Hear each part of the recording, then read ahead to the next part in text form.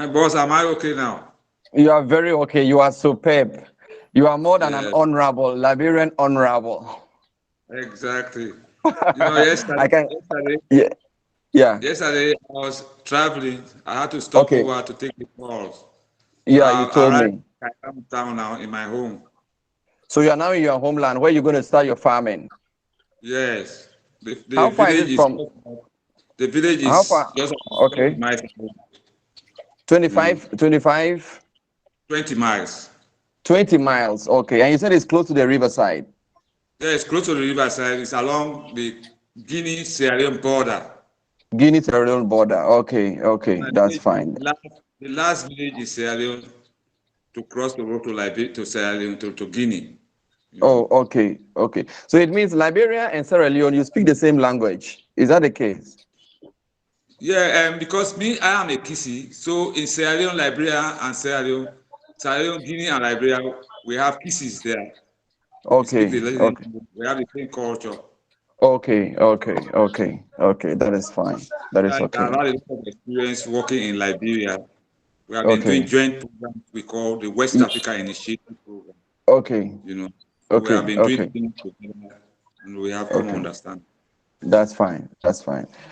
Shetty, I think we are good to go. No, I think the Saran Karthik is supposed to join. I think so. I'm just waiting for him. You're just waiting for him. Okay. All right. Yeah, so Chaitanya, I think we can start. I could not reach him out, so yeah, let's Okay, continue. Yeah. sure. Okay. All right, let me just share the screen.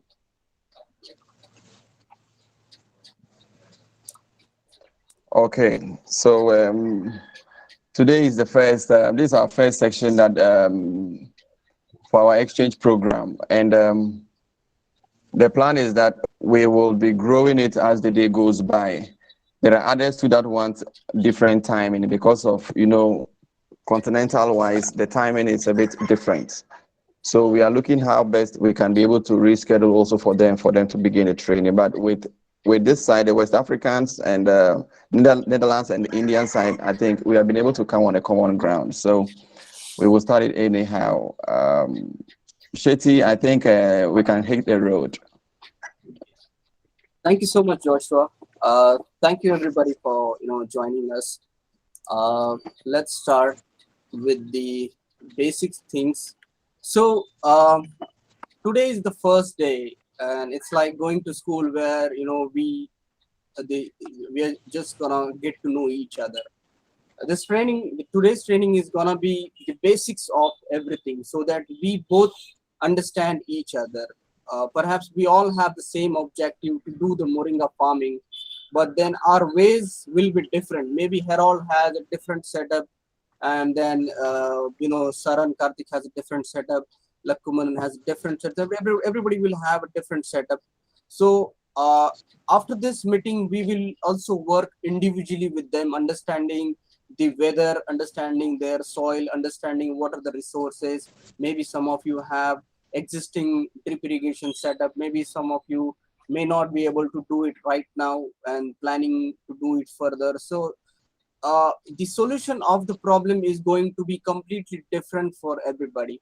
But then just to get started, we will learn the basics of everything, so that when you go to your farm, you will have something to consider, and based on that you start your planning, and then you come up with the plan. This is what I want to do. Maybe I would like to start with the leaf production, or I would like to start with these pod production. Maybe both of them I would like to take it together along with the local crop, and then we'll sit down individually and we'll make a plan for yourself. How much distance you wanna do, what are the crops that you can take, what kind of soil it is, whether when does it rain, what is the if it is the right temperature for you to sow, whether the farm is getting flooded or not, and the upcoming problems in your farm, so that we can better be ready to prepare for this problem. So this is what we will discuss in today's session, the basics of everything.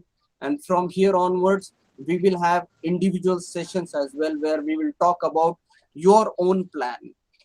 It's not gonna The others can still join and learn about, because there will be common things that they can learn from it and do the better planning. But then that particular session will be dedicated for that particular farmer itself, where he will be talking about his plan, the distancing, the local soil condition, the local weather conditions. So accordingly, we can together we can come up with the better resolutions or the better farm planning.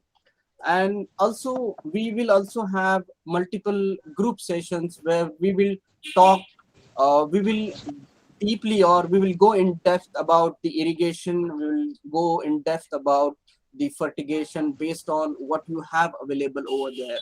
Because if I recommend something, maybe that is not available in the country, in the particular country, or in your particular region, you will have to have some kind of solution over there. Maybe if I'm recommending some fertilizer or some insecticide for that particular problem, maybe it's not available over there. So you can, I will give you the options and then see what is exactly available over there, and we can use that so that you don't have to have a solution which is not feasible for you.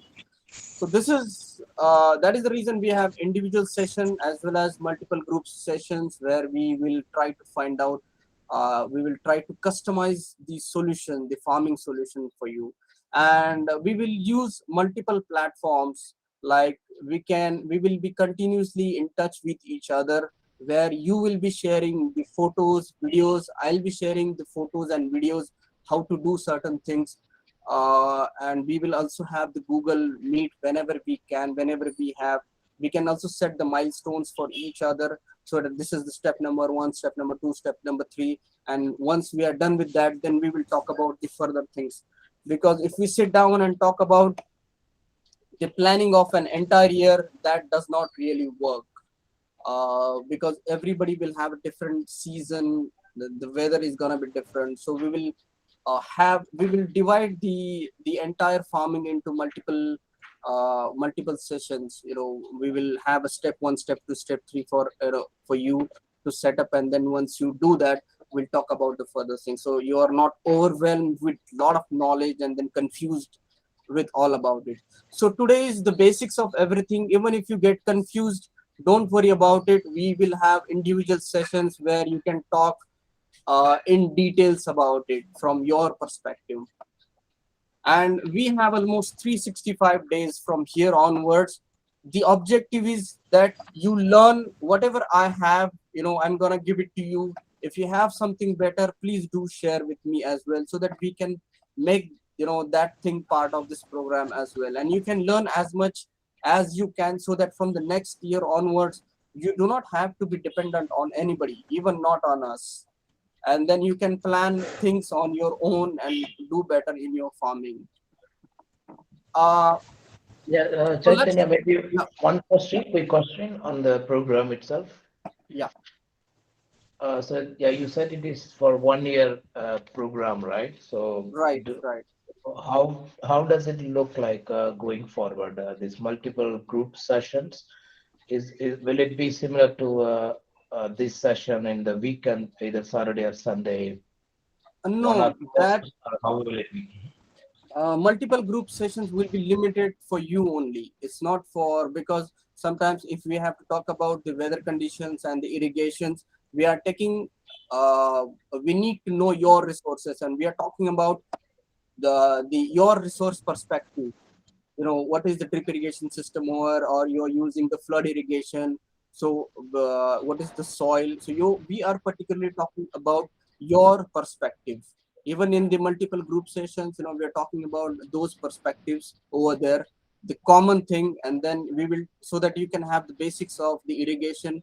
And then from then we will have individual, where the basics of the irrigation, but then now this is our system, and then how does that system, how does that irrigation is going to work in your field. So what happens on Saturday, the free webinars, that is not, we are not taking, that is the completely different thing. We are not talking about the problems in depth over there. We just have like 45 minutes, and we generally talk about the usual problems. We do not usually go in depth over there. So you can still join there for the general discussion, so that sometimes we also need to know what are the problems over there, and if we could include those problems in the program itself. But then Okay. these Okay, so multiple yeah. that means the session what we had yesterday, Saturdays.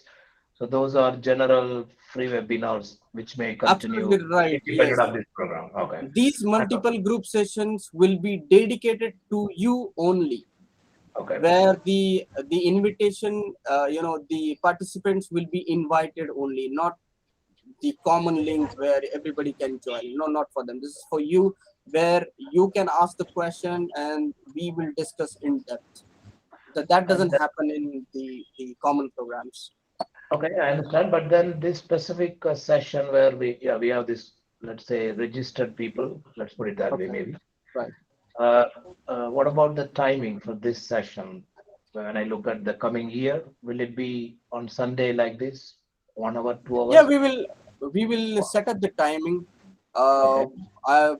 We will not restrict it for 1 hour or 2 hour. As long as for that particular topic you have questions, we'll keep going on. There is no limit whether it's going to be 1 hour for 2 hours, until unless your questions are not resolved, you have not understood fully, or we have not understood fully your problem and we do not come with the resolution. We will keep going. There is no such thing as 45 minutes or 60 minutes session. It's gonna be unlimited. We will set up the timing uh, uh, as per your priority, if you are available in that particular time or something like that. Or we will take into account, how many people are supposed to join, and if we see if we can accommodate all of them, and the timing is comfortable for everybody. So we'll keep the common time for the multiple group sessions. And even if it's something uncomfortable or you're not able to share, we still have individual sessions planned. And the individual sessions are planned according to your time, not my time. So if you have Okay. Sunday, Okay. Saturday, Monday, Tuesday, you can, just set up the time. This is the time I will be available. We can set up at that point of time. No issues with that. So, we'll keep it flexible, because the problem over there is gonna be flexible as well. We don't know what the problem is gonna come up, and then we don't want to be strict about the timings and all those things. So we will try to adjust as per your timings for the individual and the multiple group sessions. Yeah. Okay. Yeah, that's clear. I think Joshua wants to say Yes, something. I wanted to say something. I was thinking maybe if we all could agree to either use maybe Sundays after church. I don't know, because from Monday to Friday, others have their other jobs they are in, and then Saturdays we are looking at setting up 45 minutes for general knowledge, just sharing for globally. Then the Sundays could be dedicated to registered members on case-by-case issues. I don't know whether it's fine on that, because if we use it within the working days, it could affect others. I don't know, Mr. Ramaluku, sir, what do you think? Like on the weekends? Yeah, I do like this weekend Sunday, more like Okay. a preferred day. However, when there are needs in between, let's say in the upcoming period, when we are, as we speak, we are also busy with the pilot farming with our connections in India.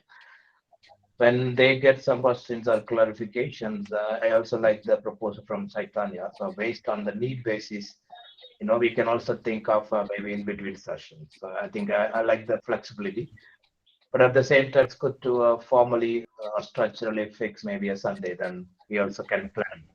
Yeah, good. It's at least Sunday after church.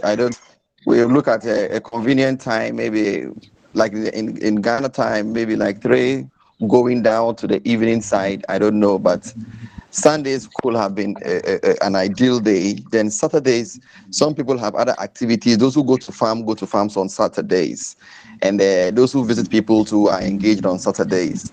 Then Monday to Friday, we can take care of our other farm jobs and other activities. So I will have been very comfortable if we could look at the Sundays for intensive training for the paid members.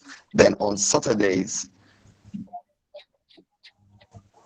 I like general inquiry. The thing is that then Monday to Friday, we can take care of our other assignments. The thing is that we will have more individual sessions than the group sessions. The group sessions are very limited to few topics like the irrigation, fertigation, if somebody like to go for the organic or the residue free. So there is not gonna be like, throughout the year we are having group sessions. So even if you sometimes not able to manage to come on Sunday, or you have other work, you still have individual session, because what I'm thinking is, preference to be given on the individual sessions, so that we can have a one-to-one meeting and get things resolved. And this farming is very easy. This is not something rocket science where every week you need to have sessions. Once the basic establishment is done, perhaps for months and months you won't even require these kind of sessions. So this is how we will plan, and we will have Excel or something maintained where we both know what's going on there, and we will keep updating with each other. We also form a group on either on Telegram. Maybe I'll prefer Telegram, where you can share the videos time to time, what's going on, whether weekly or maybe in 15 days. You don't have to do it every day.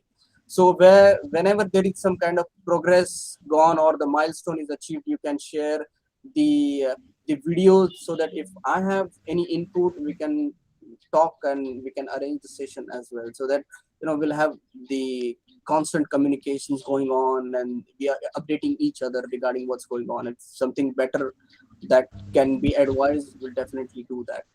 So don't worry about the timings and the days. Sunday we'll keep it as formally, because even Joshua has some other things going on. But then even that is, if sometimes that is the issue, we have individual sessions. So we'll have multiple individual sessions, and more individual planning will be there. Okay. Okay. So Mr. Harold, sorry. yeah. Sorry. Yeah, go ahead. I thought, yeah, Mr. Harold, do you have something to say on this aspect with the timing? Well, I'm very comfortable with Sundays. Sundays are free. Okay. Yeah, I don't have anything against the Saturdays, except it has to be in the afternoon, maybe after 3, like we had yesterday. That I'm convenient Okay. with. If there are any changes there, I can adapt, I can understand, and I can adapt to that.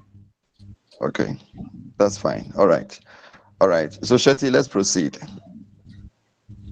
Okay. So we all are gathered here because we are interested in doing moringa farming. So we have chosen this crop where we like to do the moringa farming, irrespective of whether some of you would like to go for the fruit production, or some of you would like to go for the leaf production, and some of you may be planning to go further and do the processing or the post-harvest processing, packaging, and the marketing. So there are different derivatives of the moringa. Why you want to do the farming? If you like to go for the fruit production, you can, in India especially, it is very easy to sell the pods, the fruits in the market. You can also, if you're not able to sell the pods, you can dry those pods and extract the seeds from them. From seeds you can prepare oil. The remaining of the oil, after you extract the oil, whatever the cake, seed cake, that you can feed to cattle. You can also, if you are going for the higher processing, you could also extract the protein powder out of it and sell it. uh, the seed can also be used for the sowing. You could distribute it to the other farmers as well, or you could use it for yourself as well. From the seed you could also extract the seed powder. That powder can be used for the food fortification, like the moringa pasta, moringa noodles, moringa biscuits. uh, because for doing this food fortification, the moringa leaf powder is not being used, because when it comes to the food, there are a couple of things that matters. One is the smell, the other is the color, and the third one is the taste. So what I have seen is that rather than the the leaf powder has a little bit smell and the color is not that great. So in that way, you could also use the seed powder for the food fortification. This is not many people known, or it's not being explored yet.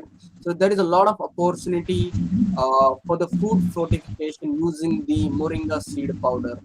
Moringa seed can also be used to do the to water cleaning as well. There is a lot of projects also coming up where the seed is being used to clean the water. The other aspect of it is the leaf one. You would like to go for the leaf production where you're harvesting the fresh leaves and selling the fresh leaves in the market for the vegetables, like we have green vegetables. This leaf, when you go for the leaf production, you could also use that particular farm or that particular leaf for the as an animal fodder. It is a great resource of protein and the calcium and the other minerals, and you can cut down the expenditure on the minerals that you buy from the medical or buy from the veterinary hospitals. You can cut down those expenses as well. So you can simply cut down the plant, put it into the shredder, cut it into pieces, and then fed it to the cattle as well. So you can do the farming that as for that as well. You could also prepare the cattle feed from the moringa fodder and use it for the chicken, use it for the chicken, use it for the other animals as well. This is for the animal. You could also do the farming to extract the powder from the leaf. You can dry the leaf, extract the powder. From the powder, you could also do the food fortification. You could go for the tablet, capsule, tea, or different blends like moringa with haldi, or moringa with some other blend, and that can be sold in the market. So depending on what you want to do, some of you may just wanna produce and just sell it in the market and not gonna go for the processing as well. So depending on your objective, we will when we have an individual session, we will plan accordingly how you want to go about it, and what should be the variety and the distance and the crop, the intercropping also we decide in between depending on your the end objective. So uh, so the basic of this is you have to I sell think something. Yeah. there is question from Joshua. Yeah, please, can we off our mics so that we don't have feedback, please? Can we off, Mr. Harold, can you put your mic off, please? It's off.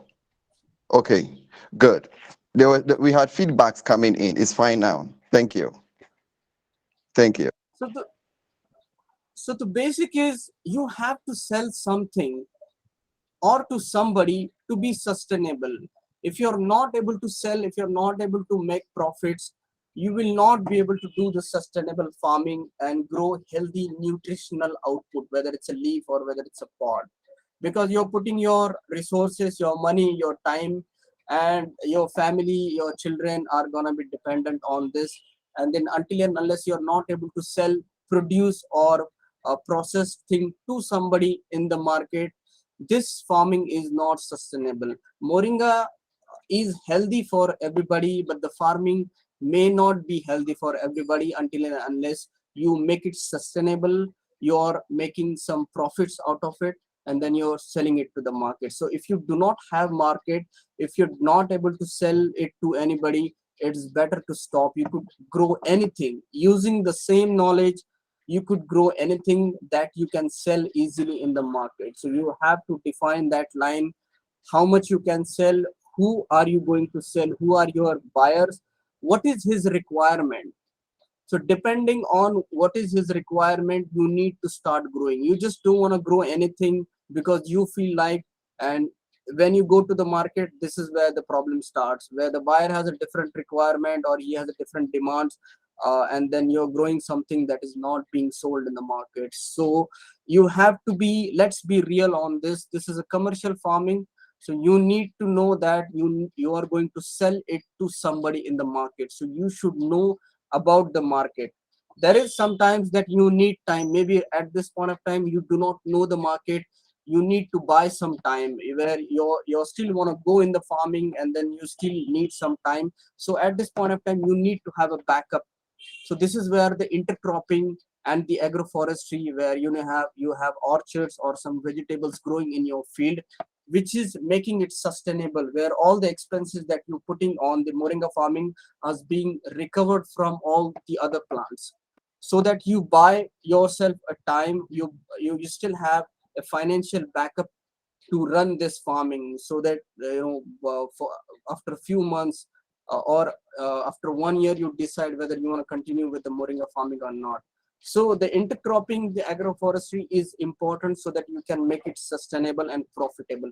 Profits are very, very important to make it sustainable, whether it's organic or whether it's residue free. And this is why this training is important. This is why these sessions are important, so that we can find the sustainable solutions. We do not want to bring the costly technology, costly fertilizers, and then when you go to the market, you find that nobody's paying you that kind of price in the market. So you will ultimately will be in a loss and will not be able to continue the farming.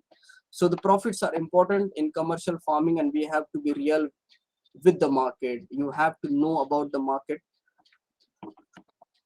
So this is where we will learn about selection of the variety, what are the types of the varieties, how you can choose the variety depending on what kind of farming you would like to go into, who are your buyers, what is his requirement, what exactly he wants, where you want to sell. So depending on, we will learn about the selection of the variety. We will talk about the varieties as well. Yesterday we spoke about the quality of the seed, how when you go to the market, how you know that the seller is the right seller, that the seed that he's selling and the price that you're paying is justifying. So we'll learn about the selecting the quality of the seeds. We will learn about establishing the foundation, how to do the land preparation, the distance that you will be keeping, your sowing time, after you sow, the fertilizer and the soil management. Soil is the soul of everything. Even if you have a bad variety, even if you do not know, if you have chosen the wrong seed, if you are doing the better irrigation management and the better fertigation management, you will still able to produce the better yield. We will talk about the weed management. We will talk about the crop protection. We will learn about the different pruning techniques. Again, depending on, it's a leaf production or it's a pod production, there will be different pruning methods. We'll talk about the intercropping as well. You will have different intercroppings depending on the season. Some of you may have agroforestry like the orchards. In between, some of you would like to have a mango or something like the trees in between for the long term as well. So we'll talk about that as well. We will learn about weather as well. Weather plays crucial part in the yield, especially for the flowering and the fruiting. If the weather is not good, you will not be able to produce the better yield. And we will also talk about how to calculate the risk of the market. Now, with all these things, there are few things that you can control, like the selection of the variety. Once you have the information, you know which variety to select, you know where to spend the money, you know how to select the seeds. These things you can control. You can control the land preparation, you can control the sowing time, fertilizer, soil management. You can control how much water you want to give, when to give, the frequency of the water, frequency of the irrigation. You will be able to control it. You will be able to do the weed management, crop protection, pruning, intercropping. You are also going to control how much you would like to invest, what is the capital that you have, and how much far can you take it. These are the things that is in your control. You can handle those things. The things that is not in our control is the market rate, most probably, assuming that you're not processing your own product and then you have your MRP. Most of the time you're selling the agriculture produce like the pods or the leaves in the market. The market decides the price. So that is the risk. These are the risk factors. The other thing is the weather. We cannot control the weather. So we also need to learn about how to minimize the risk. How can we minimize the market price going up and down, and how can we minimize the weather the unpredictable weathers. So all these things, you know, when you go on your farm and when you consider all these things together, that will ultimately decide whether you are going to get the profit or you are going to get the loss. So this is all we learn, and don't get overwhelmed with this data. As I told you, we will go step by step. The first step is selection of variety.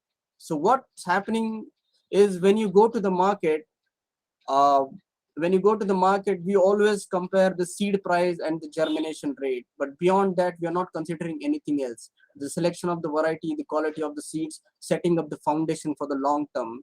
We do not give preference to these things, and these are the most important things along with the seed price as well. Seed price plays the very least uh, role in this thing. So we have to balance everything so that your farm, your agriculture becomes sustainable and profitable. So this is this is our basic things that we will learn about: selection of variety, the quality of the seeds, and the setting up the foundation, the weather and the market. So let's start with the first thing, selection of the variety. The first thing, which variety should you select? So there are two things, two base farming. One is the leaf production, one is the fruit production. So if you are going for the leaf production, you do not have to worry too much about the variety. All the Moringa oleifera species, any variety produces the leaves, but the quantity and quality of the leaf is really dependent on the weather, the irrigation management, and the fertigation management.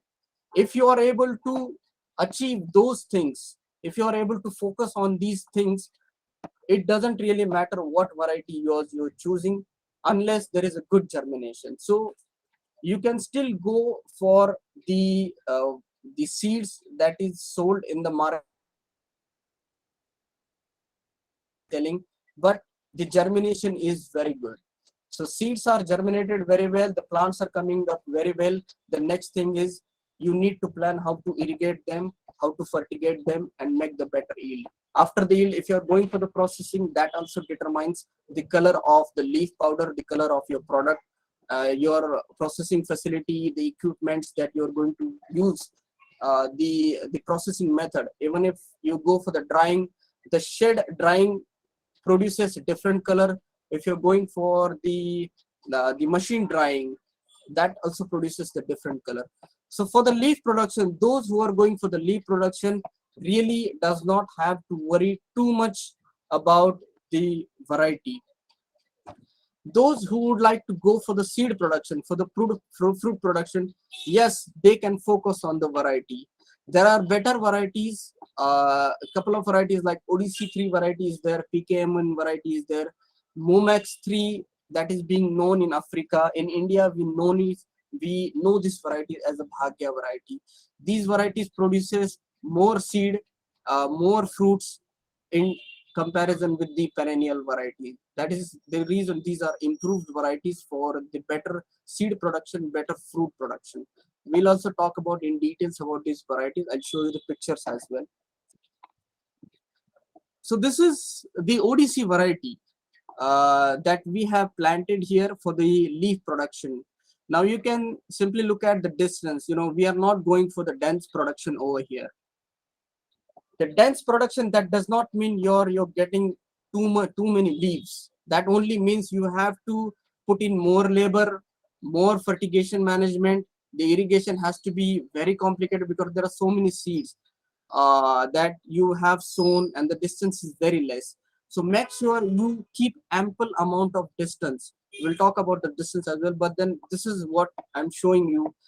This distance in between, the plant to plant distance is 8 feet, and the row to row distance we have kept is 10 feet. And you can see we still have, you don't even see the yellow leaves. It is very easy to manage this kind of leaf production, and there is only one labor who is managing the entire plot. This is around 2 acres of plot and one labor. So this is what I'm talking about, make it system. And you can look at the quality of the leaves. It is not a dense production as well, but then you will see the quality of the leaves. And this is just, I think, 2 or 3 months old plant. And there are 2 rows we have. These are the 2 plants. This is not one single plant. This is 2 plants. So this is what I'm talking. People are talking about going for the dense production and all those things, but the dense production has a limitation what you can do. You also need to consider the sunlight and the air. The greenness of the leaves comes from the chlorophyll, and the chlorophyll plants can only be prepared if they have enough sunlight. So imagine if there are like 100 plants in this distance, some of the leaves may not be able to produce enough chlorophyll, enough protein inside it, because they don't have enough sunlight coming, because there is too much competition for the fertigation, too much competition for the irrigation, too much competition for the air, for the oxygen, within the same area. So plan accordingly, where you don't have to focus on all those things. You can still maintain the good distance where the light is coming, the air is coming, and you are comfortably able to manage the entire plot. One labor is managing the entire plot very easily. So this is the ODC variety that we have planted for the leaf production. You could go for any other variety. You can go for the PKM1 variety. It will produce the same quality of leaf, same amount of leaf. Because as I told you, it really depends on your irrigation and your fertigation management. And if you're able to do that, it doesn't not really matter what variety you're using. This is the distance I'm talking about. We have kept 12 feet distance in between so that we can have intercropping in between.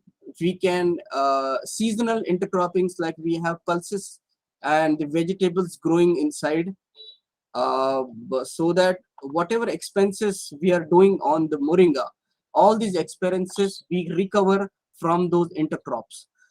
So whatever we sell the moringa, even if we sell for the $10 or we sell it for the $1,000, that is the complete profit for us, because the expenses are being recovered from the intercropping. This is how we are making it sustainable.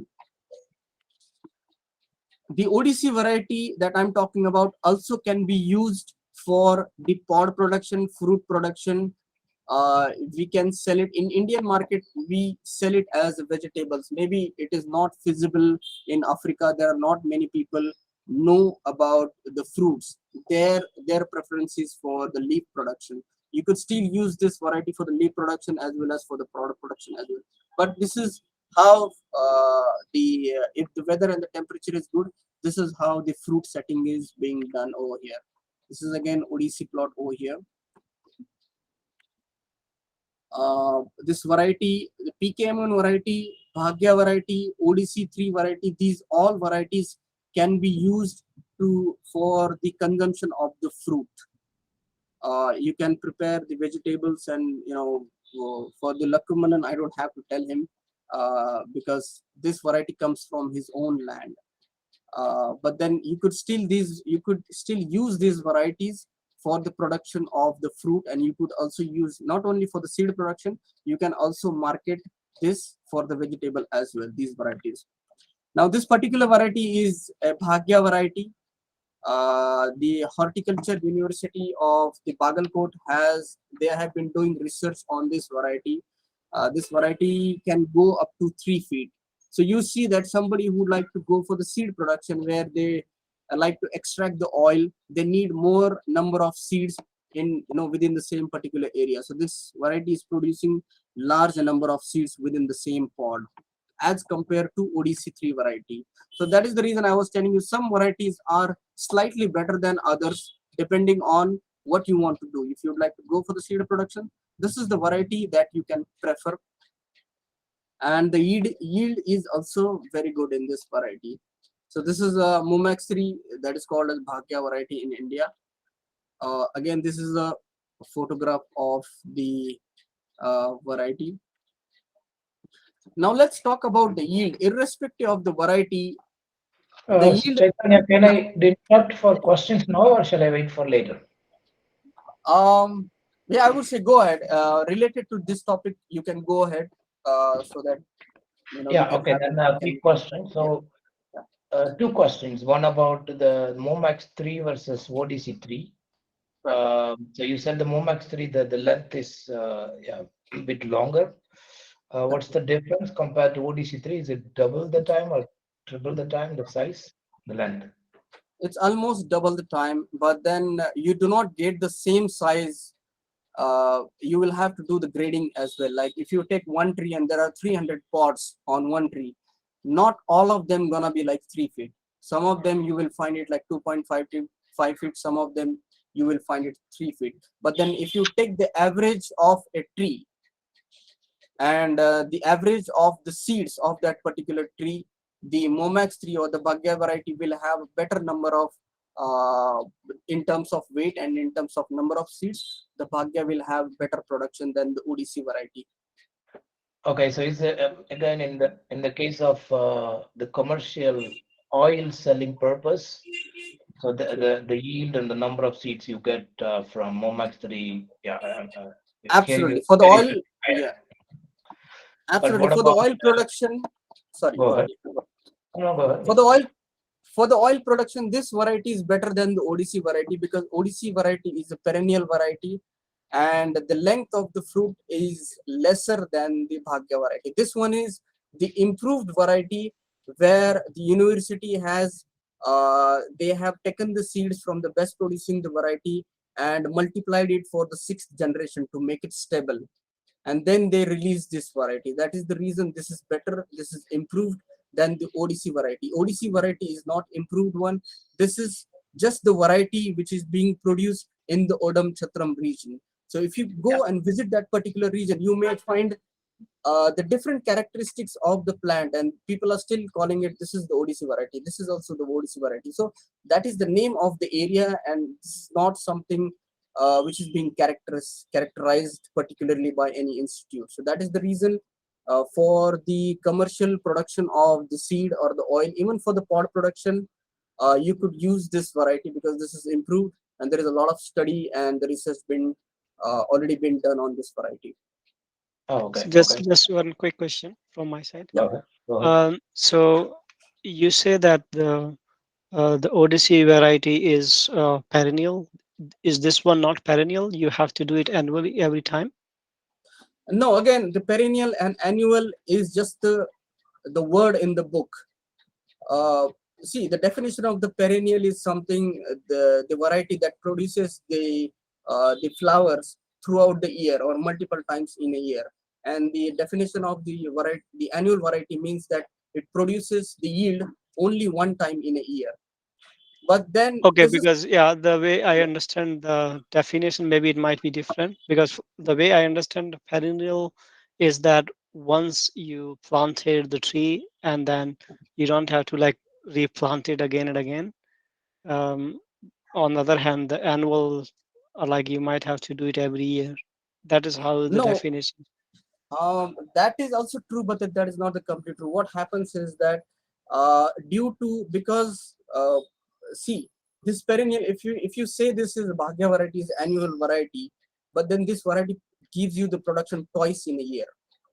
So by definition, it is not the perennial variety. And if you even if you go for the PKM1 variety, in all the books it is said that the PKM1 variety is the annual variety, and people think that it gives the production only once in a year.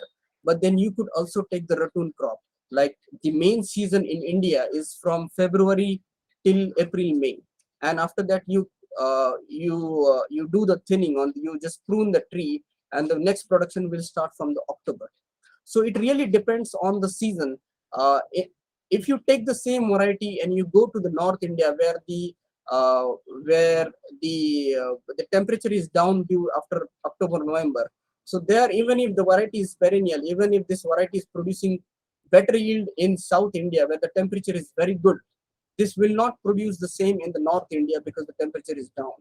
So for them, this variety, the ODC3 variety, which is perennial variety, which is producing flowers throughout the year in South India, it's not producing flowers in North India because the temperature and the weather is not supporting. So for them, it is still an annual variety. So Okay, don't I get understand. Like the yeah. the word that these two words which has been used in the case of moringa, they are different than for other plants. Yes, it is the plant that decides when to produce the fruit depending on the temperature. So the plant will become annual if the weather is not permitting for him to produce the flower.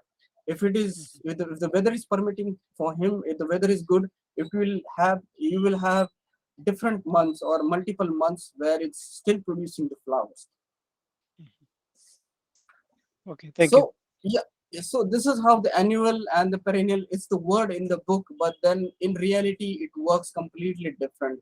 Your weather, your temperature is the most important. If you have the right weather, if you have the right temperature, your plant will start producing the flower irrespective of the variety, whether it's a PK1 variety or whether it's a Bhagya variety. It really doesn't matter if the university has just given the name, it's an annual variety and it's just giving one. No, it's still giving in the October, November month off season also you can take the production.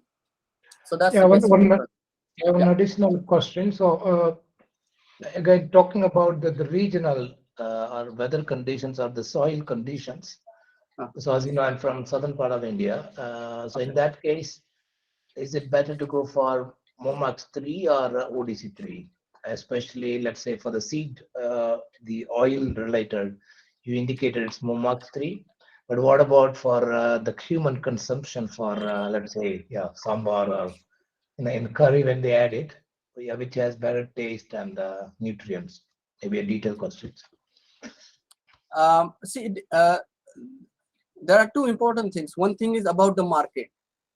In some market, if you take this variety, 3 feet long variety, the traders over there will not accept it, or probably they will not give you the good amount of the prices for that thing.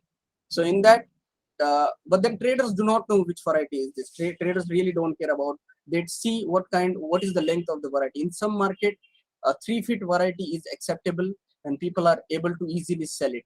So whether it's a Bhagya variety, it tastes really good. I have tasted it. At home we do prepare the vegetables from this variety as well. It tastes good. There is no problem for the human consumption. This is not a laboratory made variety. This variety is derived from the natural plants in the Karnataka. It's called a Dhanraj variety. So they just took the better trees which are producing the better yield, took the seeds from there and they continued and multiplied the variety. This is not a laboratory made variety, so you don't have to worry about it. Even if I give it to you, you won't be able to identify difference between two pots. So this is a very good pot. You can use it for the human consumption. The only thing is whether you are able to sell it in your local market or not. If it is acceptable in the local market, now the local market, you only know once you go to the market and once you check whether this variety is acceptable over there, and if you're getting the good prices for that, then you can definitely go for this variety even for the vegetable production. And if you think that this variety is not acceptable in the market and they need variety which is little shorter, like 1.5 feet, 2 feet, then go for the ODC production. So depending on the market, you can choose any variety.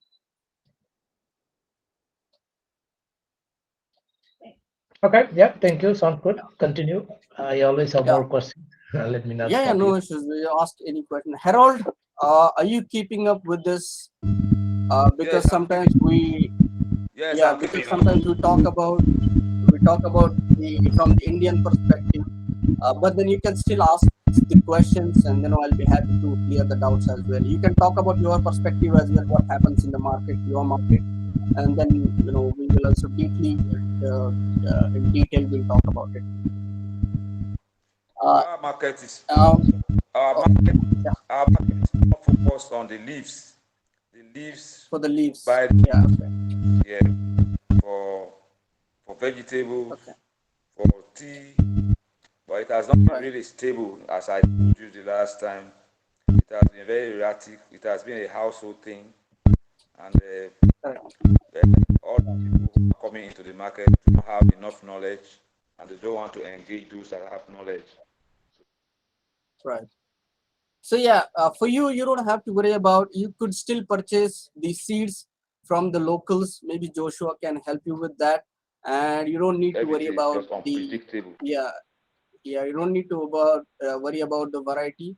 And once you take the seeds, we'll talk about the practices and everything which is going to happen in your farm that will give you the good, better yield, the nutritious leaves, and the color of the leaves will be improved as we talk about the soil management and the irrigation management. So, shall we move forward?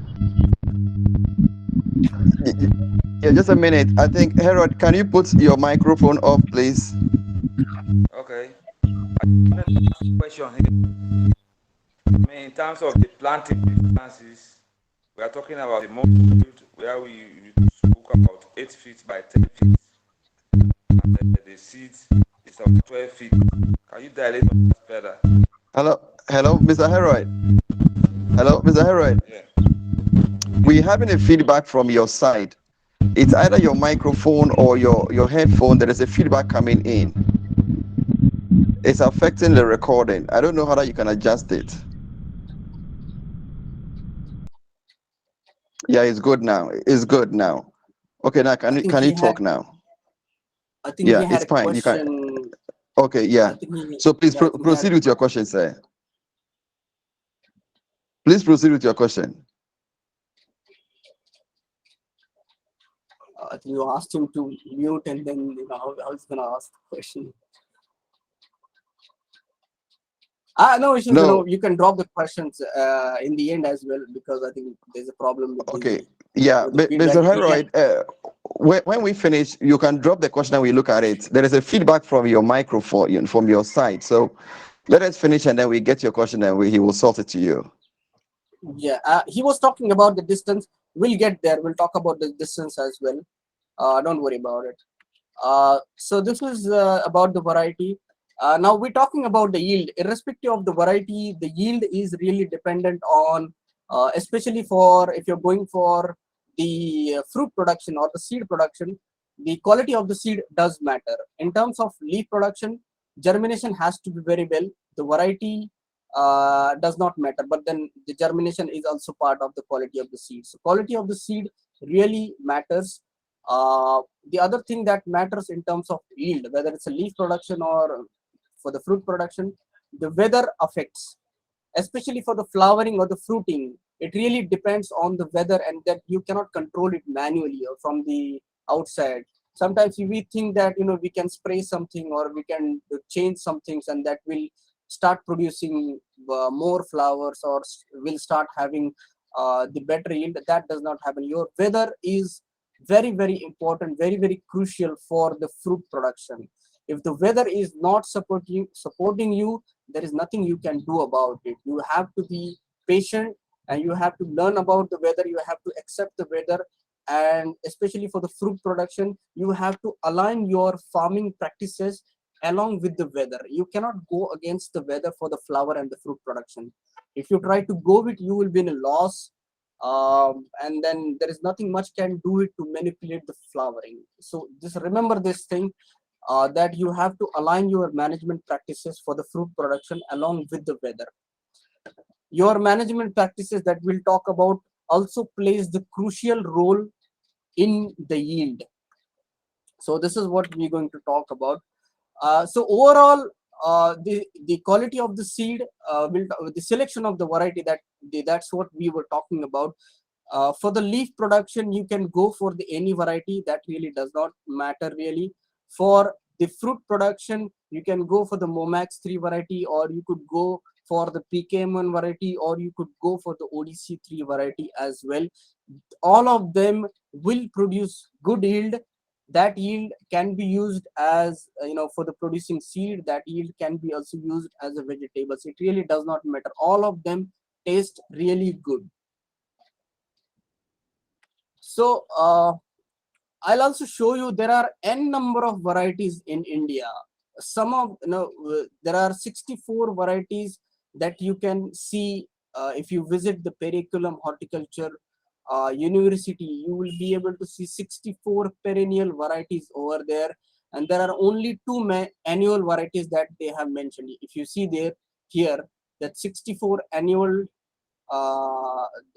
the collections of 64 varieties and annual types of only two and the perennial types of or 62.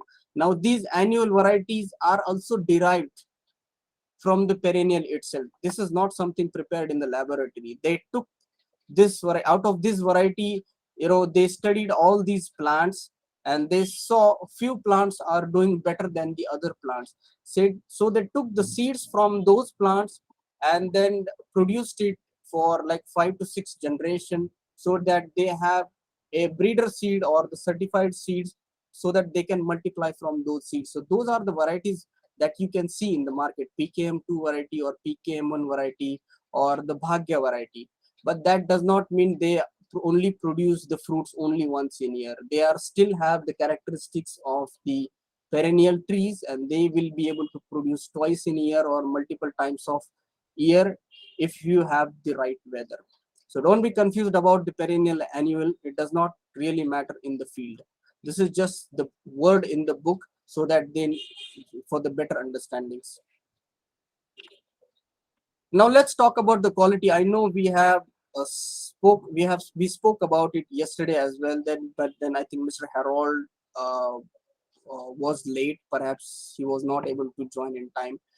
So when you go in the market and when you have to buy the seeds, these are the things that you need to consider.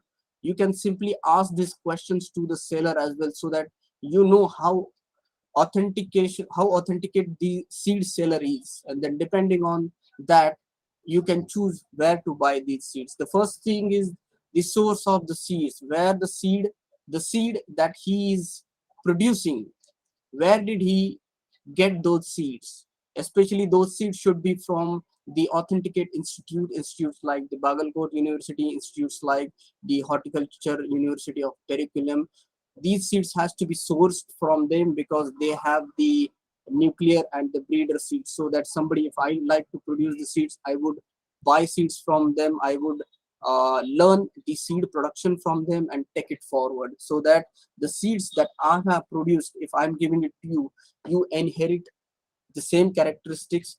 The production is going to be better than the other variety. That is the reason you are particularly asking for the PKM1 variety or the Bhagya variety, because those characteristics are important. That makes the difference in your yield as well. You're not just going to the market and asking, just give me any variety. No, you're asking particular name. That's because you would like to have those characteristics, because those are the characteristics that is giving you better yield. So that is the reason source of the seed is important for the seed producer. Then the isolation distance has to be maintained. If I'm taking the production of the PKM1 seed, the isolation distance of 500 meter or 1 kilometer has to be maintained. If there are other varieties, other perennial varieties of somebody else is producing some other varieties just nearby my plant, the honeybees or the uh, uh, uh, the pollination insects, they will simply cross pollinate the characteristics of the varieties, and then you will not be able to inherit the same characteristic of the plants. So the isolation distance has to be maintained. Even this happens with the onion or the chili or any seed that you sow.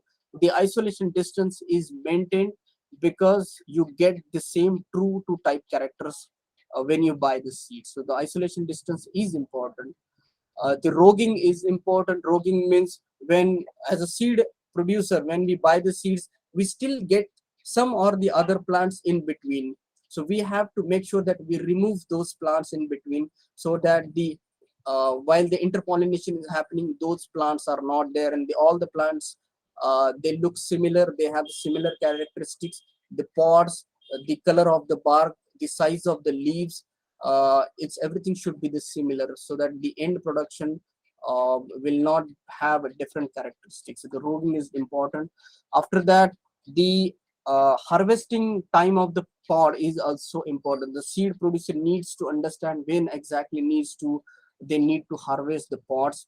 They need to dry those pods, recover the good quality of seeds from those pods.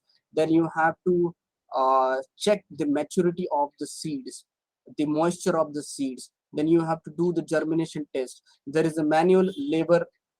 Manually you have to separate those seeds. Then you have the gravity separator. that separates. Even if the seed is looking the similar size, the density of the seed is different. The more the nutrition inside, the more the dense is the seed. So that will ultimately helps you in more vigorous planting. So when you sow the seed, sometimes you see some seeds are very weak, some seeds are very, they emerge very well, and they start producing the leaves and the stems very fast. That is because the density of the seed is very good. So this is also very important. The grading is important, the storage is important. After that, how you pack it. uh, I also shared the difference between certified and the truthful seed. Truthful seeds are those seeds where you take the production for 3 years and then you remove the entire plantation and start the new plantation. I think you asked the question, the perennial and the annual variety. You had a question that sometimes you, for the annual variety, you have heard that you have to remove the plantation in some year and do the replantation. That was your question, right? So this is your answer why we remove those plants, why you have to remove those plants. Because if there are some other plants besides your, if there are other farmers who are doing the production of moringa, and if you have planted the PKM1, after few years there will be cross pollination, you do not get the same kind of production from the same field because of the cross pollination. That is the reason it is advisable after few years, like 3 to 5 years, you remove that plantation and plant new things, so that you could still have the PKM1 variety that is producing the better yield. So this is the reason they say that for the annual variety, or for the variety that is being produced by the universities and released by them, they say that keep it for 3 to 5 years, then remove it and plant again, so that you do not have the cross pollination happening and you're still maintaining the true to type characters. So because that is ultimately affect your yield. So that is the basic reason. I hope you understand that thing over here. After that, the marketing, distribution, and the consultation service. Buy seeds only from those people who are able to provide you the consultation service. Do not buy it from the shopkeeper. Do not know where the seed is coming from, where the seed is going, and if you ask any question, he simply doesn't know. He's just gonna buy the seeds from anybody, just gonna pack it, uh, do the labeling and sell it to you. And if you have any question, if there are different varieties in between, he will not be able to answer those questions for you. So make sure your seller knows how it is being produced. Even if it is from the shopkeeper, I don't mind it, but then shopkeeper has to know where it's coming from, and the company that is producing the seed, they are producing the seed scientifically, so that the price that you're paying, you're ultimately getting the right kind of seeds.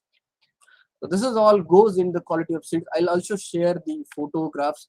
See, this is how we do it manually. The seeds have extracted from the pods, and these labors are, every seed, every damn seed is going through the manual labor. They are checking the seeds and putting into the packet. So even if you are selling 100 seeds or 200 seeds, those all seeds are being taken care of. They have been gone through the manual labor. They have selected the seeds. The garbage seeds are completely, they discarded, or they could use those seeds for the oil production as well.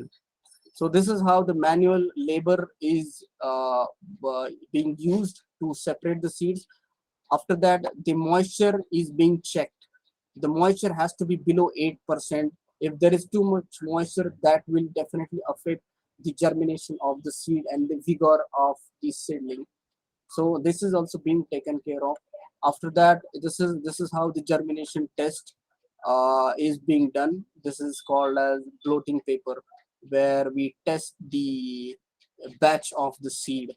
And we also send the seeds to the ISTA laboratories, the government laboratories, where they just cross verify for us as well. And then we release that particular batch in the market.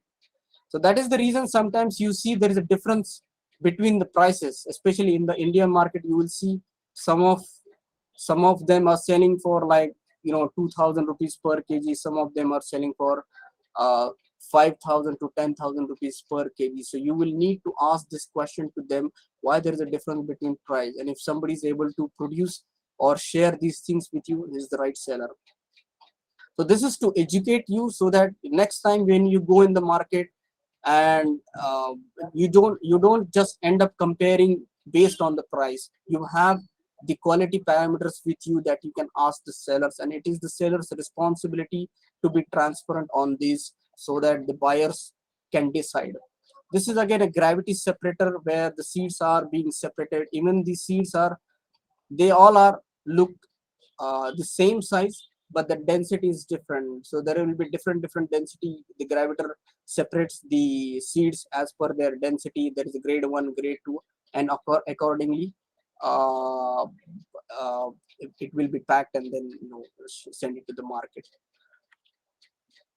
These are the varieties that currently we are producing, where we have PKM1 variety production plant, Bhagya variety, and the ODC 3 plant. These the source of the seed is PKM1 variety. We have sourced it from the Periculum Institute. The Bhagya one we have sourced it from the Bagalkot University. ODC3 variety is not a registered variety. ODC3 is the name of the place, and all the varieties, there are different kinds of variety, hundreds of varieties are there. So we have chosen this variety. Mr. Ramu sir was there. Unfortunately, he passed away. He was from the government department where he was working with the seed production. So this is where he helped us to choose the right variety from the Odam Chatram area, and then we are reproducing this variety over here as well. Now we have talked about the quality of the seed. Before we go ahead, do you have any other questions regarding the seed, selection of the seed or the variety?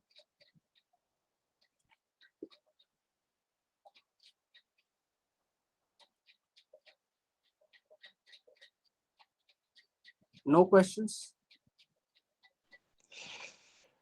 Yeah, I think this stage, I think no.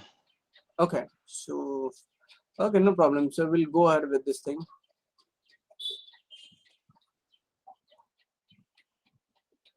So we're done with the quality of the seed. We're done with the selection of the variety. Now we know, we also talked about the market. You actually have to go to the market and see what does buyer want. And according to the buyer's requirement, quality requirement or the quantity requirement, you should go for the production, because ultimately you have to sell it to somebody. And if you're not able to sell, you know what happens. Now let's talk about the weather and the management practices. Now let's talk about the season and the planting. What is the right season for the planting? So this is the experiment that was being done. What happens with the temperature? These are the plants that is being planted. This is the one we planted in 10 to 20 degrees Celsius. This one planted in 15 to 25 degrees Celsius. This one planted in 20 to 30 degrees Celsius. These are 40 days plant. All of them are 40 days planted at the same time. But you see that the temperature that affects, if you need better yield, better germination, better growth of the seedling, the temperature is very important. So 20 to 30 degrees Celsius temperature is the optimum temperature, where the plant's growth is very vigorous, the germination is very good. As the temperature goes down, here as well you see the plant over here, 20 to 30 degrees Celsius temperature is the best temperature. Beyond, so basic principle is the temperature beyond 20 degrees Celsius is the best temperature for the sowing. So you need, when you think about what is the right season, what is the right planting time, it's not the month. You think about the temperature. What is the temperature right now over here? If it is beyond 20 degrees Celsius throughout the day, even in the night, sometimes we think about, okay, during the day we have like 40 degrees Celsius, but then sometimes in the night maybe it's going below 15 degrees Celsius. So it is going to affect your growth of the plant. So for Harold, especially for you, when you go for the leaf production, if you have a temperature where it is going down below 20 degrees Celsius during those particular months, you will start seeing the problems where the leaves are turning yellow. In case, I do not know the temperature over there, but then when we have an individual search session, we will talk about the local weather as well, where your farm is situated.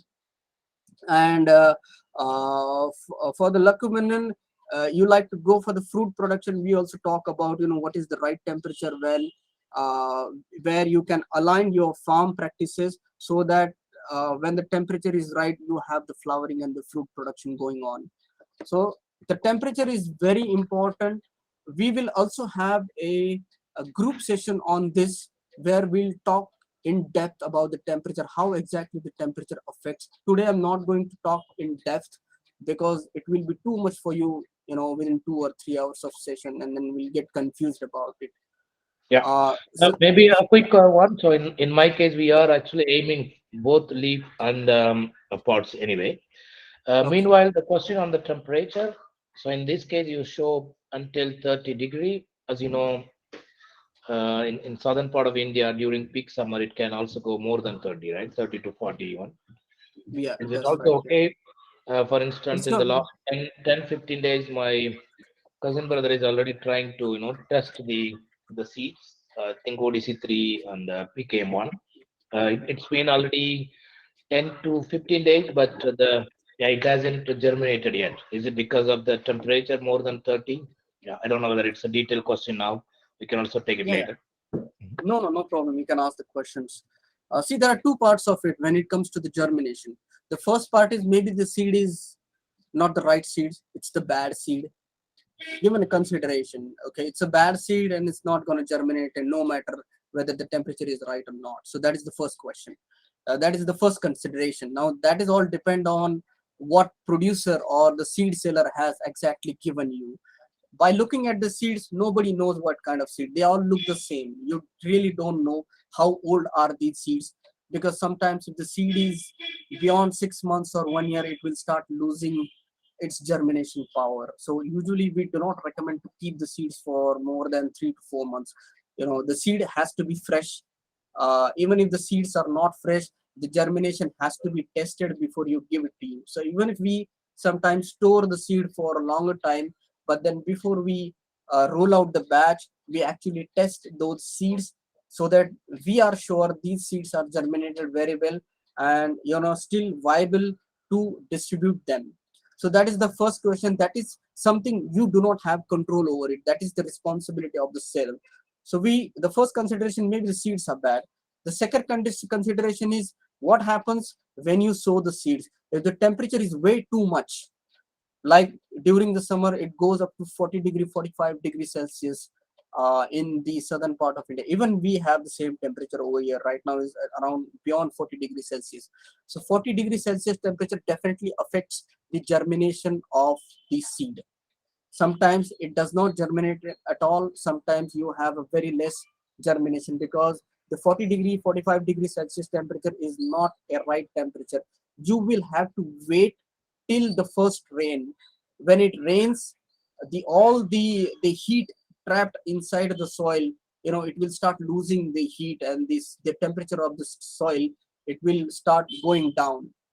And then you can sow it and you will see the difference. Even if sometimes the seeds are bad, you will see the seeds are germinating. Not very good, but then germination is still gonna be there. So the temperature that you're asking the question, 40 to 45 degrees Celsius, it definitely affects the germination. So you have to consider, that is the reason season and the planting has to be in such a way that you could use the weather in such a way that the germination has to be optimum. The vigorous, the growth of the seedling, growth of the plant has to be very, very, very vigorous, because the first 3 months of the plants are very crucial. If your plant survives and thrives very well during those period, you will have less and less problem later on. Now think about this particular plant it's around 40 days.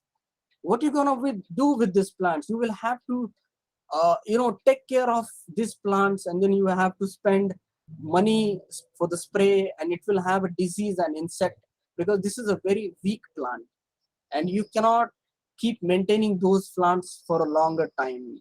And even if it produces the yield, it will definitely affect the yield. It will not have the multiple branching for the leaf production as well. It will not have the multiple branching. So your temperature, you have to wait, especially for this season. If you think that the temperature is way too much, you can wait for some time.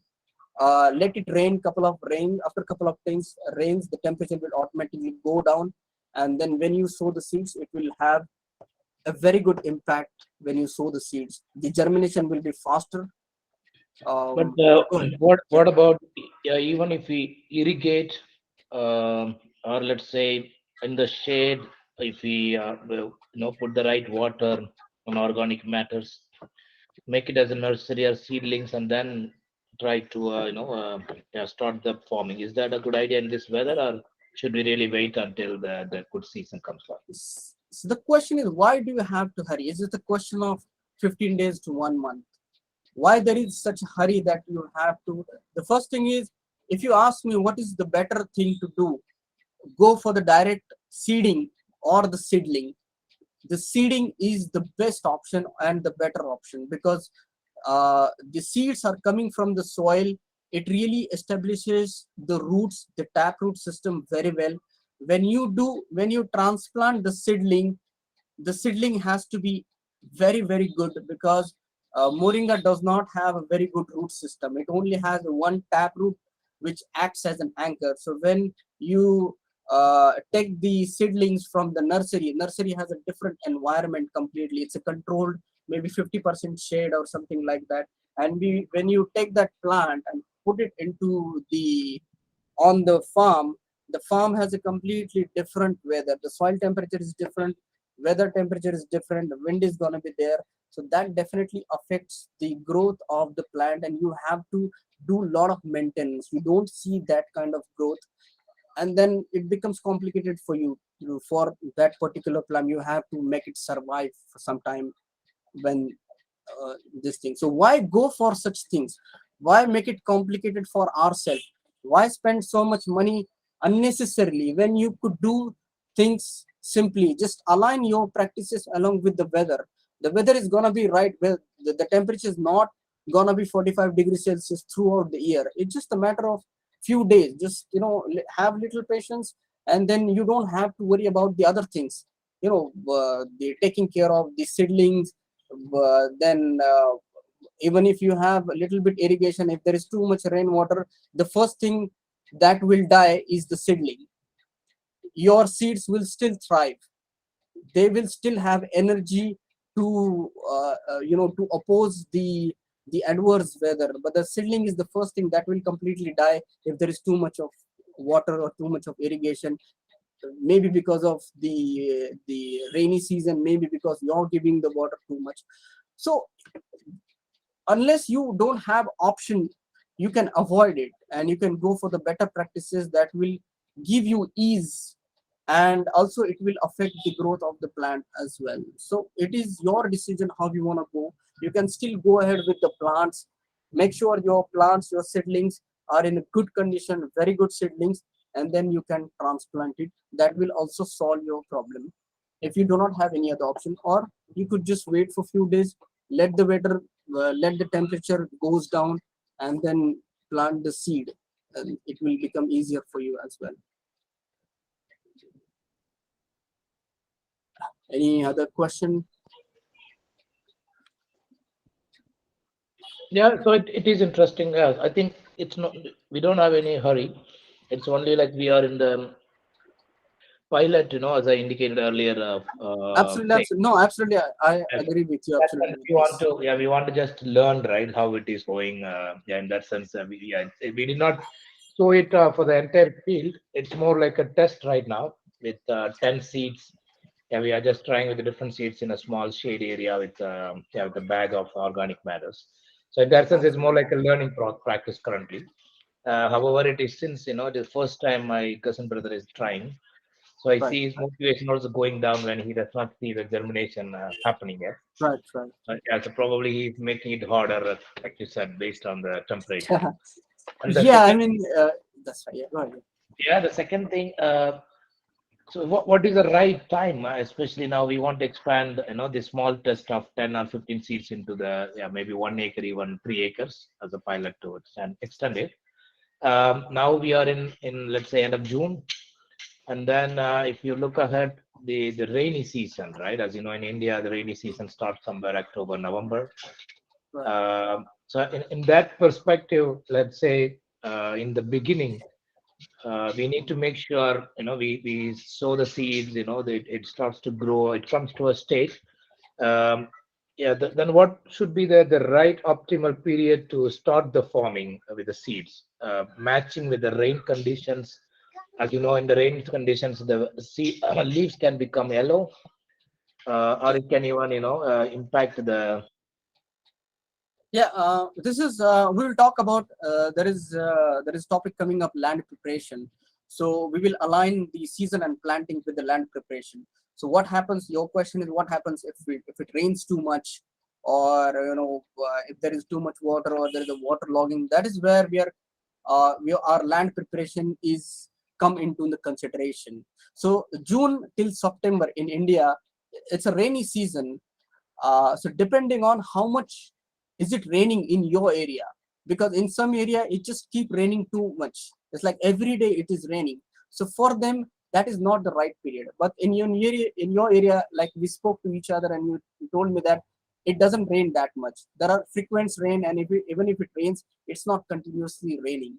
So for you, June till October is the best season where the temperature is optimum, because there is a cloudy weather and the temperature is between 20 degree to 35 degree to 40 degrees Celsius, and there is enough moisture available in the land as well. The microbes in the soil, they are also active during the rainy season. So overall it is giving you the right opportunity, the right time to sow the seeds from June till October.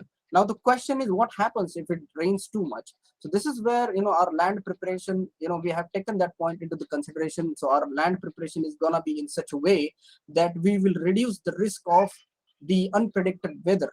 So that is the reason we have the calculative risk that we are taking during the rainy season. For those, I'm not sure about what's the weather for the Herald, what's the weather, but then this is what we're talking about. The temperature the temperature is the first point that you need to consider. The temperature needs to be above 20 to 20 degrees Celsius, but not like 40 degree 45 degrees Celsius. Make sure the temperature is between 22 degrees Celsius to 35 degrees Celsius, and it is not going beyond that. Because if you sow it in the winter, you will definitely see the impact on the seedlings. You will start seeing the leaves are yellowing, the growth is stunted, it is not producing too many branches, and there is nothing you can do. Even if you put the fertigation or the other things, weather is weather, and it definitely impacts the growth. And this is where you have to keep spending money, and you have to unnecessarily do other practices. You can avoid that. So your temperature is the most important. It's the basic principle for this moringa farming, where the temperature has to be beyond 22 degrees Celsius for the optimum growth of the plant, optimum flowering, optimum fruiting. That is the reason you see that in India during the winter or during the rainy season, the rate of the pods, they go up, because in the area where people are producing this moringa and there is a heavy rain, the flower will start dropping automatically, and there is nothing you can do. So you see there is a shortage of fruits and pods during those seasons, and you could only get benefited only you are in such a region where there is not much of rain. So if you are in an area where you are always thinking we don't have water too much, there is always hot weather, this is beneficial for you, because this is where you have enough flowering and enough fruiting coming up, and you still have produce, and there is a good rate in the market as well. So you could turn that could be an opportunity for you as well if you do not have the rain coming up. There is but then you have to have the irrigation available, because you have flowering and fruiting on the tree. So at least once or twice in a week, if you have the irrigation, you will still be able to manage it and then get the good produce. So the temperature is the crucial for everything for the moringa, right from the germination, growth of the seedling, branching, flowering, fruiting, harvesting, the color of the leaves. The temperature matters. The temperature fluctuates, it goes down, you will start seeing the difference over there. Right. I So think it's now, getting very interested. Yeah, it's getting so interested. Shetty, how many minutes do you have more? No, we can go, and I have to finish the basic. Okay. We have unlimited time for this Google, so we don't have to worry Okay. about the timing. As long as people sitting here are not getting bored, and it's not getting overwhelmed for me, I can go on and on. No issues with that. Okay. All right. That's Uh, fine. All right. and I see Sir, that. can we go on? Yeah, Mr. Harold, can we go on? Mr. Lamakuka, can we go on? Yes, let us go on. We can go. Okay. All right. Now, as I told you, this is the basics of everything. This is we are just getting started. We're just getting to know each other. We're just getting to know the basics of everything. So that a lot of things that you do not know, now you can go on your farm and start planning accordingly, because these are the things that actually matters, and then you come up with the plan, and then we will see if we can make it better. Now, Mr. Harold was also asking about the distance. Now, the distance is really something. You could have a variable variety of distance depending on what kind of irrigation, what kind of technology that you will be using. If you have the drip irrigation, that will give you more power to control what kind of distance you can choose rather than going for the flood irrigation. So these are some of the distances that these are my favorite distances, because I find them comfortable, because it requires less labor. You can manage the irrigation and the fertigation very well. You could have a nutritious produce, healthy production in terms of flowering, in terms of fruiting, in terms of leaf production. The healthy production I'm talking about, where you don't have to use the chemical, and you could uh, use the sunlight and the air. A lot of people forget about the sunlight and the air, which is a very crucial part for producing, for the better production, for the healthy production, for the nutritional production. You're selling the leaves. The content of the leaves does matter. And where is the content of the leaves coming from? It is coming from the soil. It is taking it from the soil. It is taking it from the water. It's taking from the air. It's taking from the sunlight. And if there is too much competition around it, like there are 100, 500 trees within the very limited area, what do you think the plant is going to produce? And then you have to keep refilling those, you keep refilling the soil. You cannot just sit down and the soil is gonna give you unlimited production. There is a limited nutrition in the soil itself, and if you're taking the production from the commercial point of view, you have to keep refilling the soil with the nutrition as well.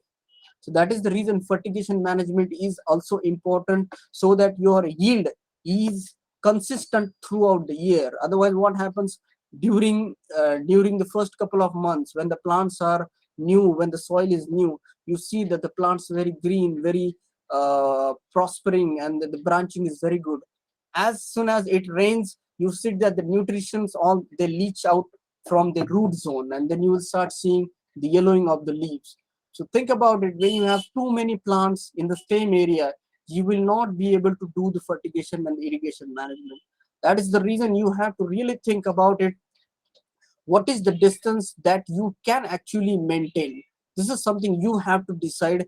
What is feasible for you? What is the availability of the labor, the irrigation management, the fertigation management, whether you have a drip irrigation or not? You have to take all these things consider, and then also you have to consider the backup system of our moringa farming, which is intercropping and agroforestry. You also have to take whether you want to go for the intercropping or not. You have to keep the space for the intercropping as well. So those who are thinking about the dense plantation, dense, more number of seeds does not mean the better yield. It is your management that goes into the consideration, the quality and the quantity of the yield. It's just a theory that 10 by 15 centimeter and you could sow millions of plants in 1 acre. That is very easy to say. First of all, look at the price of the seed, and the second is how you're going to manage the millions of tree in 1 acre. Even if you have technology, how much you're going to invest it? Your end product is not, people are not going to buy for that kind of price. You have to think about that as well. The pots in India, you're not going to sell it for like 5,000 rupees per kg. It's going to be 100 rupees, 200 rupees, 300 rupees. So you have to think about how much you want to invest in those in that particular area, so that the end products that you're going to sell, you need to consider some amount and then minus it with the expenses that is going to give you the profit or loss. So these are the distance I would recommend to you if you are going for the seed production, along with if you're going for the intercropping in between. I'll also show you the picture, not only the just a chart, but then I'll give you some idea. If you're going for the seed production, go for the row to row distance of 10 feet or 12 feet. 12 feet is the best, where you can still able to take the vegetable, pulses, soybean, or any other thing in between row, the 12 feet distance. Now the plant to plant distance, you can actually go for the 8 feet, 10 feet, or 12 feet, so that you have enough spacing between two plants. The sunlight, the air, there is enough air and the sunlight, so that the diseases and insects are easily able to manage it. The growth of the tree will be more if you plant. I've seen that in Tamil Nadu and southern part of India, there are people who are planting in 5 feet to 5 feet distance. If you see those plants, those are like bush plants. What do you call? I think sedi murunga. Sedi murunga and mara murunga is the term used. One is for the perennial, which is the big tree, and one is for the small bushes. So go for the bigger distance, so that your tree, your plant grows enormously. Your plant produces more number of branches. More number of branches means more number of leaves, good quality leaf, bigger leaves. More number of branches means very good flowering. Number of flowers will be more, number of fruit production will be more. So the distance, these are the recommended distance: 12 feet to 10 feet. The distance between two rows for the seed, and the plant to plant, you can go for 8 feet, 10 feet, or 12 feet. Number of plants per acre will be 400 to 500 plants, maximum 600 plants. Even if you want to go for the seed production, as I told you, more number of trees does not mean more number of fruits or the maximum production. Your tree need its space. It's gonna withdraw water and the fertigation from the soil. It's gonna share the sunlight. So maintain the distance in such a way that it will be easier for you to manage, and it will be easier for that particular plant or tree as well to thrive. So for the seeds, you can have 400 to 600 plants in 1 acre, and the distance that I've seen, and the seed required per acre is like around approximately 800 seeds, or the quantity you can say is 250 grams per acre for the seed production or for the fruit production. Now the leaf production, it's very dynamic. There are n number of permutations and combinations that you can think of. But then again, I told you, we have to take consideration the other things as well, not just the number of plants in your farm. So this is the distance I would recommend. If you do not want to go for intercropping, you just want to have the monocropping of moringa, you could go for the 6 feet distance. I'll also explain you. Let me see if it is. So suppose this is your farm, right? And now this is, we are talking about the 6 feet row to row distance. That means we're talking about the leaf production, because for the seed production, it's very easy to understand. Now for the leaf production, think about it. This is your plant. This is where you begin. This is the row 1. Now this is the row number 2. Now distance between these two rows, you can have it 6 feet, you can have it 8 feet, you can have it 12 feet. If you would like to go for the intercropping, go for the 12 feet distance. If you do not want to go for the, or you could still have the 8 feet distance, 8 or 12 is for something that in between you would like to go for the intercropping. You do not want to simply dependent on the moringa leaves. Sometimes you need time where you don't know the market, or sometimes even there is a market, you are not able to sell those leaves, or there is some other problem, or some or the other problem where you need some time So in that way, your intercropping will help you sustain the farming. So I would advise you go for the 12 feet or 8 feet distance row to row. Now in between rows, now this is the row number 1, this is the row number 2. You can go for the double row system. This is where your plantation is, this is where your plantation is. These are the plantation. Now this distance between plant to plant, you can go right from 2 feet. This is plant number 1, plant number 2. The distance is 2 feet. This is another row in between. Now, let me know if you do not understand. Okay, don't get confused with this. We will talk about this in details as well. How you can choose the distance. If you would like to, if you have any other distance in your mind, it's okay. You can go ahead with that as well. As I told you, there is no fixed formula for anybody. Depends on what are you comfortable, your resources. You could choose any distance. But these are the recommendations. 6 feet between row, 8 feet, 12 feet is the row. I told you the reason why this is the feasible distance. And then you could have double row system, and the distance between plant you can keep it as 2 feet, 4 feet, or 6 feet, something like that. So I just have one yeah, question because I yeah. might have to leave soon. So when you say about the intercropping, because that is something interesting to me always, is there the plant combination which complement that particular plant and the moringa? So the complementing intercropping plants, do you have any list of those plants, something like that? Yes, definitely. We will share the list as well where you can go for the pulses. When you think about the intercropping, think about the local crops.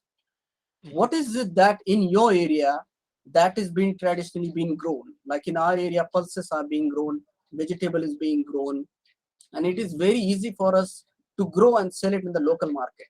So think about the market, that what you can sell easily in the market, and think about the second point, what is the traditional things that has been growing in your field.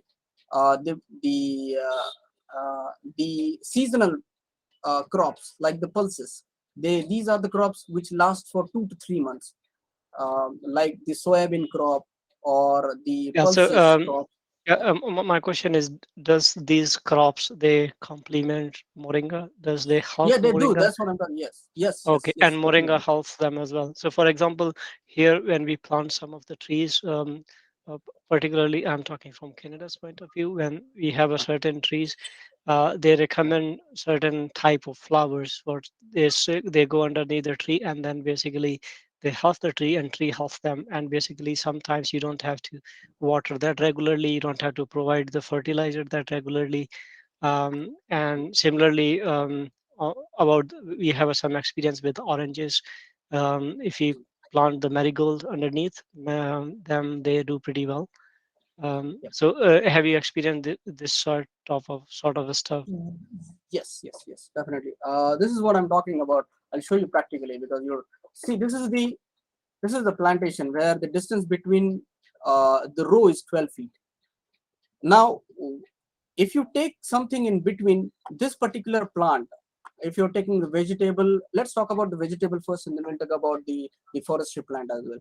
If you're taking any vegetable or anything else, the root system of this particular crop is not interfering the root system of this crop, first of all. So the very basic question is why the plants has to be complement each other. It is because of the root system, because they are not competing with each other. The second consideration is the shadow. Sometimes there are crops that does not like shadow. They need enough sunlight to grow. Some vegetables needs enough sunlight. So if you're planting something over here and there is a shadow over here, the first thing is the root system is gonna be sharing the same resources. Second thing is the shadow is gonna be there, so they will not be able to thrive. They will not be able to produce the enough produce. So that is the reason we make sure the distance has to be such a way, the plantation has to be such a way that the resources are gonna be completely different. They are not sharing the same resources. They are not, the root system is not interfering with each other. Now, this is in particularly with the vegetable crops. Let's talk about the agroforestry that I'm talking about. Uh, Let me see if I have any photo. Uh, that is going to come in the end, but then let me also show you that as well. So this is the agroforestry that the oranges that you're talking about. Now this is the lemon plant which comes in the orange category itself, the citrus category. So we have a lemon plants over here. The distance between plant is 20 feet by 20 feet, and the in between there is enough space. We are not using the tractors and all those things in between, at least in one side of row. So where we have prepare the beds, and we have planted the moringa in between. The distance between the moringa is around 10 feet, 8 to 10 feet, and between 8 feet we still have some space here. So we are using that space to grow cucumber, and you could Yeah. see the growth. Yeah, you could see the growth of the moringa. It's very good. This is just like I think this is just 1 month plant, and you see it is already 3 feet around. Uh, and you could see the citrus plant is also growing. It has its own thing, and there is also space in between, which is we using for the cucumber. So the resources, the irrigation that we are putting into, they all are using the same resources and the irrigation, but then we still are able to produce more in the same area. So this is how you would like to plan. Now it depends on what type of irrigation you have, what type of drip system you have. If you have the system, if you have the technology, you could use it in your favor, even if you have the orchards or something like that, and they complement with each other. Okay, because here you see that we are not putting the moringa in between the citrus, because citrus has a lot of requirement of the water, and moringa has a less requirement of water. So that is the reason we have a different line set up over here, where the irrigation for the moringa is completely different, irrigation for the citrus is completely different. They are not interfering with each other, and even if we give too much water for the citrus will be able to take it, lemon will be able to take it, but then the leaves of the moringa will start turning yellow. So these are the basic things that you need to have a setup over here. And if you have a setup, basic foundation is your clear, you could utilize the space in a better way, where you have multiple crops thriving with each other. Okay, thank you. So basically, you can say the pulses can definitely go with the moringa Yes, yes, because do. they also don't require too much water, right? That's right. Yes, this is the area. This is we have taken the pulses in between, and then we wanted to use it as a green manure, so we are just using the tractor over here. So these are the two beds. Distance between two beds is 10 feet. We had taken the wood, what is it called, gram in between. This is like 3 months crop, and we used it as a green manuring, but then that is also crop that that you can use it. So pulses, vegetables, the only uh, the only crop that I wouldn't advise you is eggplant and maize. These are the two plants I wouldn't recommend to plant in moringa, because it somehow affects the uh, growth of the moringa plant. So especially during the initial season, I wouldn't recommend this. So what you do is, first of all, set up one plant. Go for the moringa plant, let them settle, let them grow. Once they are grown, once they are settled, then go for the planning of the intercropping. Don't start everything at the same time, because then sometimes it becomes confusing whom to water, when to water, and then insecticide and all those things. So let one plant settle, and then you can go for the other plants. In that way, you will have enough time to manage the resources and everything for you. So these are the distances I recommend for the leaf production. The row to row distancing, like this is one of them. This is also very dense, but then you could use it as, I think this is around 6 feet in between, and then this one is like half feet to 1 feet plant to plant. So this is also you could utilize. Otherwise, you could also go for this thing 6 feet, 8 feet, 10 feet, and this last one is 12 feet distance, and the two row system 2 feet, 4 feet. This is the system that you can use. If you have anything in your mind, you could also come up with that, and then we'll see the possibilities, the limitations of it, and the advantages of it as well. So number of plants required is also depends on what type of distance you choose. So that will give you ultimately number of plants in 1 acre. So this is one of the example where we have the distance between two rows is 12 feet and the distance between two plant is 8 feet. Now this is why I was talking about, don't go for the close distance. You see how the plant is growing. If you go for the lesser distance like 5 feet, some people recommend 5 feet, 6 feet. And you said, where is the place to go grow for this plant? And this plant is just, I think after the cutting, this plant is just 2 months old. It's going to grow bigger than this one. It will start covering this much area over here. So give him the space and this plant will give you enough flowers and the fruitings, enough number of branches, and it will look so healthy. You see the size of the leaves over here. The bigger leaves are coming from this plant. So even if you go for the leaf production and if you have a good spacing, it will give you better yield, quality yield, and the color of the powder, it will be completely different. Yeah, one quick question. Yeah. So when we talk about the intercrops, is it advisable to go for intercrops when you go for the pod production where the spacing is, let's say, higher? You have more space. Also, it grows as a tree on the top, and then you have enough space in the bottom. Or is it also You mean to say the space production between the plants over here? Yep. Or the space here? I think what he meant is like if you take it more, if you make it more tall, then the tree has basically more space. Yeah, or to rephrase differently, when you want to go for intercrops, is it okay to go with any case, either leaf or pod production, or is it advisable only with pod production? Because normally the leaf production, it is already dense, right? Yeah, of course, if you intentionally leave space, you can have intercrops.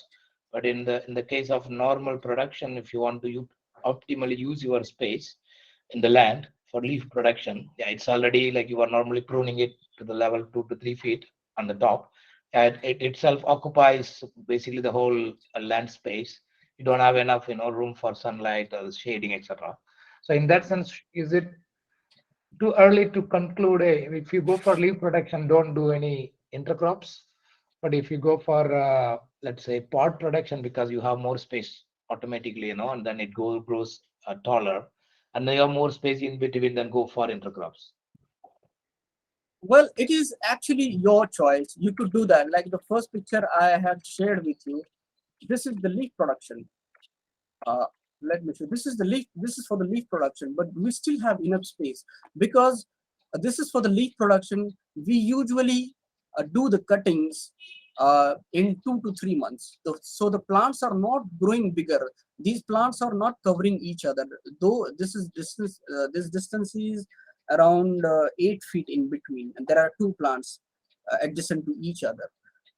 And this is a leaf production area completely. But then in between, we take the pulses here. Okay, so you already plan in such a way you have space for intercrops, even if it is leaf production. Yes, so you have to think about it where you want to go for or not. This is completely you have a choice. This is your planning. You do not want to go for the interproduction. You do not want to do all this thing. You just want to go for the monocropping. You have chosen the distance. You could still go for the monocropping, and it's not mandatory go for it. But this is required. From commercial farming point of view, let's say for a 1 acre land, if you want to get a better yield, also better, economically profitable, what's the best advice? Is it good for monocropping or good to go with intercrops? I think I understood together, right? Together with intercrops, always good option. Intercropping is a good option because it gives you backup when the weather turns bad, when the market turns bad, and so intercropping is the backbone of the farming until and unless you're sure anyways the market does not affect you and you will be able to sell it anyways. So in that way you can go for the monocropping, and the weather is not that fluctuating, and it's consistently the same weather, and it is actually especially in the southern part the weather is always good. So in that in that particular region, if you want to go for the monocropping, there is a less risk for you. But then you need to think about the market as well. Then you have to, these, you cannot grow these, especially for the leaf production, you cannot grow these plants beyond certain limitations. Like the plant is going for the 6 feet, and then we all have been waiting, and then you are extracting the leaves. Those leaves will not have good nutrition, good quality leaves. So you will have to keep maintaining these plot. Like you have to cut it down time to time, even if you do not have buyer, because if these things starts growing, they will cover the entire field. Neither you will be able to take the intercropping, neither you will be able to sell those leaves. The quality of the leaves will not be there. So think about the area where you can consistently have the supply and the distribution chain working for you. And if it is not for working for you, you will have to think about the backup. Like, if I do not have the buyer for the leaves, what should I do with this thing? We could use it for the animal fodder. That's what we use. It's a good quality of leaf. We simply cut it down, put it in the thresher, and give it to the cattle or give it to the local farmers where we are able to sell it. So we have a backup system ready for this thing.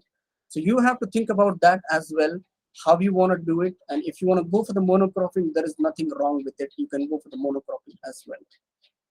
Okay. So Yep. this is we can plan it out in the individual sessions where so this session is all about the options that you have, how you can think about it. So when next time when you go to the farm, you now have multiple options how you want to do it,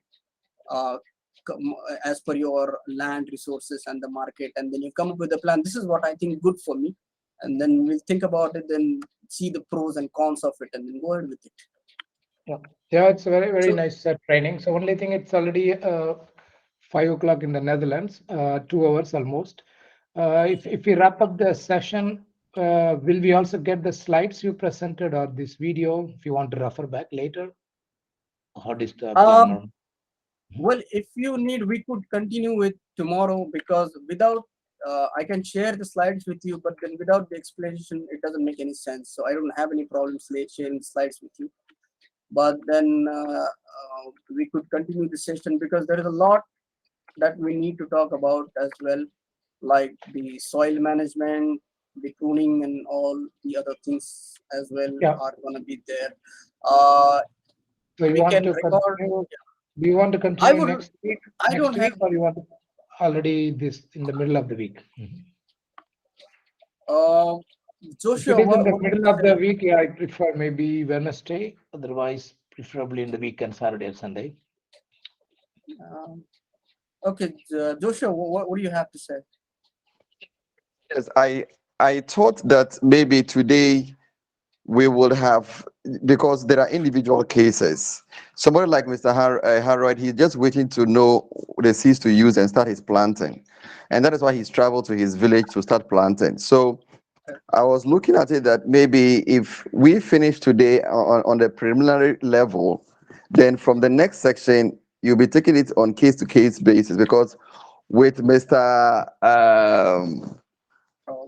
My Indian brother, his case is a bit different, and I can see that he has a peculiar case in his setup, and it's a bit different too from Mr. Harold's own. So maybe having the two together, it might not be very okay, because if Mr. Harold has got his own questions to set up, you will notice that he started from the scratch. And he now needs to know whether he's going for leaf production or for seed production, seed selection and all that. He just waiting for this section to start planting. So maybe let's look at. Yeah, that is even I think, because if we start breaking the basic session itself into multiple parts, when are we going to go ahead with the other things? So that's the thing. So I think let's finish with the basic things so that we can move ahead with the other planning. Otherwise, yes, we'll have to. So yeah, so if Mr. Ramlakuku is exiting, obviously we are recording it. So maybe when he wakes up or he has time, he can go through it and be able to end with us. Then his two brothers who are on can listen. Then when we finish today's section, next session we are going straight into it because Mr. Harold is just waiting to just start planting. Yeah, that can be done. We are recording the session, and then you can later on watch these things, and then if you still have questions, we can talk about it when we have an individual session. Yeah, What yeah, do you sounds say? good. Yeah? Yeah, sounds good. I'm fine with yeah, what is suitable for this format. I think, Yeah. like you said, Okay. it is recorded, so I can always look it Yeah. up, and if I have any questions, we'll check with Chaitanya offline. Sure. Sure. No problem. So we'll continue. Even if if you're out of time, you can see the recording. We'll share the recordings with you, and then can continue from that. So yeah, this is so we were talking about the distance. So this is the distance, and when we have an individual session, we will plan it out the distance that you would like to have, the pros and cons of it. This is the session. So let's see the foundation, the land preparation. Let's move on to land preparation.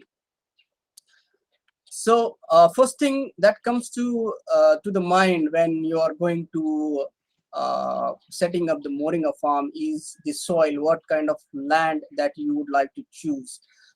The basics of this is you would like to have such kind of soil where the water logging is not happening. As soon as the logging happens, the Moringa plant will simply die, or you will start seeing the yellowing of the leaves. Whenever you see the yellowing of the leaves, it is because there is too much water in the field. Maybe because the soil is holding too much of water, maybe it is raining continuously. So if you are in an area where it is raining, you need to think about the time of the sowing. You do not want to sow in such time where it's continuously pouring, because it will definitely affect the growth of the plant, the growth of the seedling. It will start yellowing, there will be root rot, and the plant will die. So do not sow during the rainy season if it is continuously raining, or there is a water logging in your field. You can avoid that particular time and then choose the another time which is suitable for the plantation. The second thing is the soil that you have. It should not hold too much of water. If it rains, you should be able to walk in the field in the next day itself. Sometimes there are kind of soil like the black soil or the black cotton soil, where even if it rain happens, the soil becomes sticky.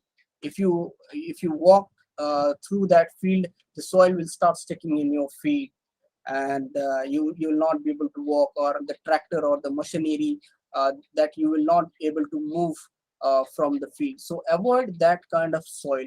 The soil has to be, it should not retain too much water. Light soil, deep soil I'm talking about. Do not go for such a field where you do not have the depth, because the Moringa tree set up it has a taproot system where the roots will go deeper and deeper to anchor itself. And if there is stones, or if you do not have the depth of the soil is not too much, if it is a windy or something like that, the trees will start falling in those kind of in those kind of field. So make sure your soil is light soil. It does not retain too much of water. It is not black sticky soil.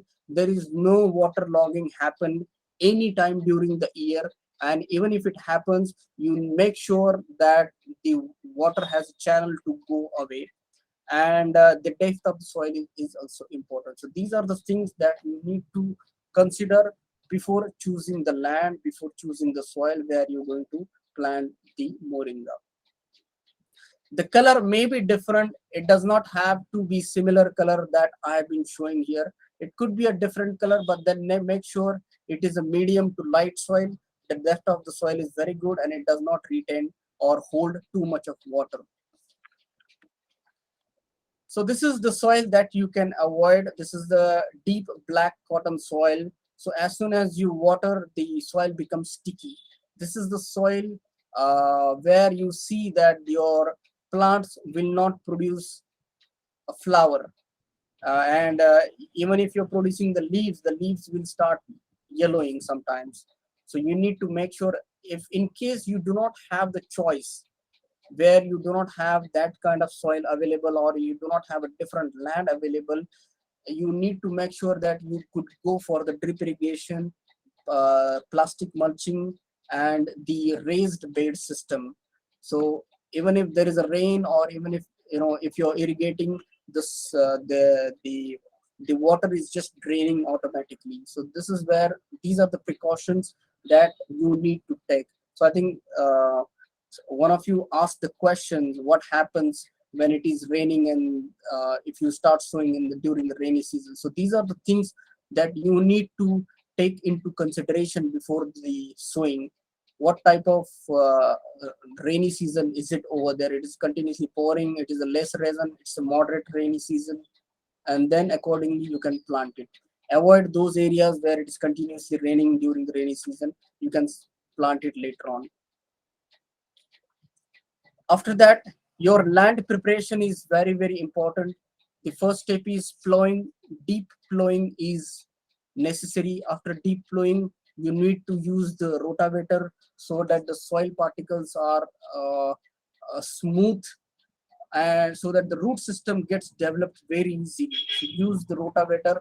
After that, the layout, the distancing, whether you're going to go for the 12 by 8 distance, 12 by 6 feet distance, or you're going to go for the seed production or for the leaf production, make sure everything is aligned, like the architecture, all the plantation seed beds or everything has to be in a such a way that the spacing has to be symmetrical. So this will give you enough space for the labors, for the sunlight, for the air, and maintaining all the machinery and the tractors throughout the farm. So make sure, this is where we are measuring the distance while taking the raised bed. So we take care of all those things. That is the reason you see all our plantations look symmetrical. There is a enough space for each and every plant to grow.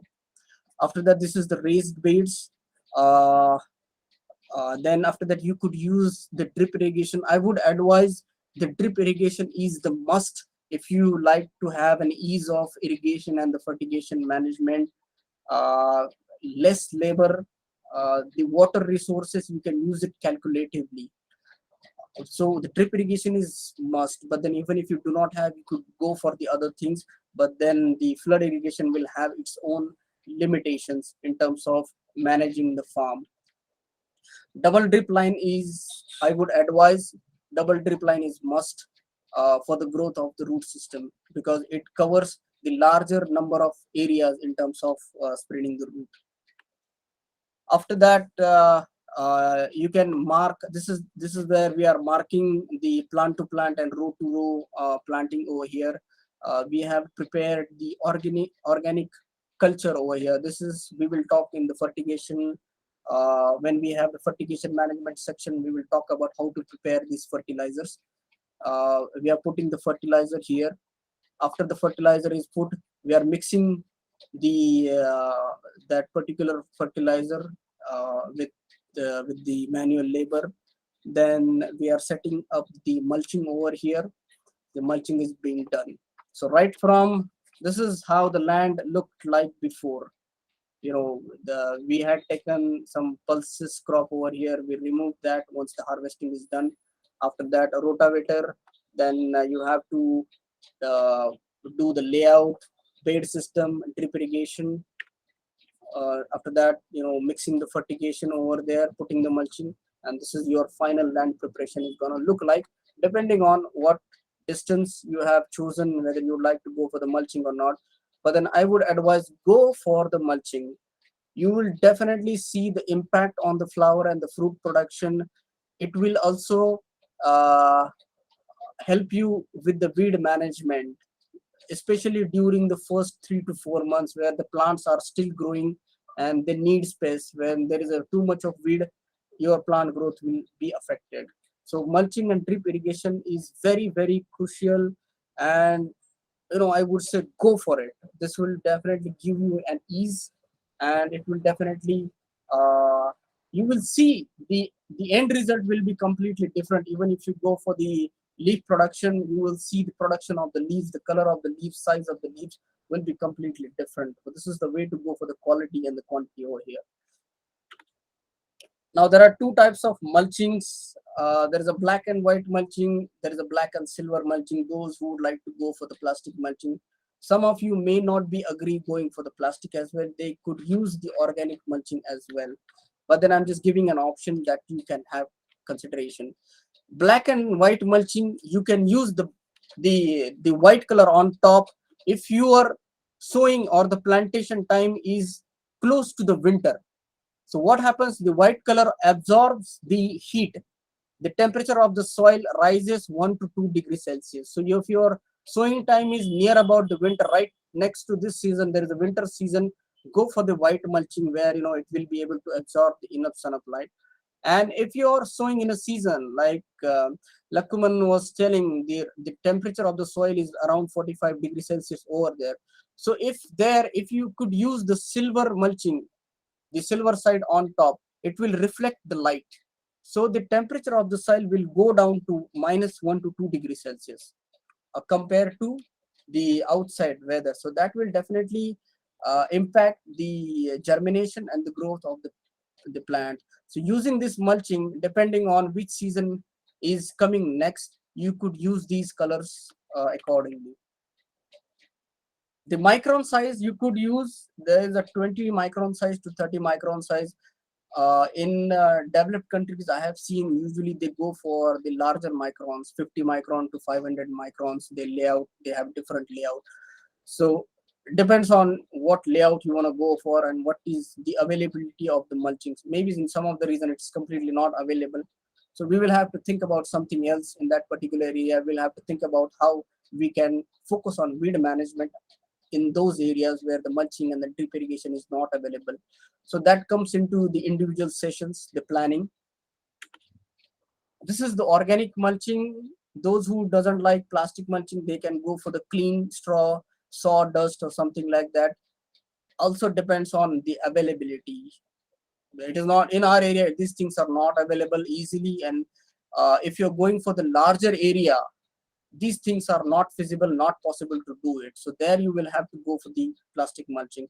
But then if you're doing for the smaller area like half acre, 1 acre or something like that, you can use the organic mulching if it is available in your area.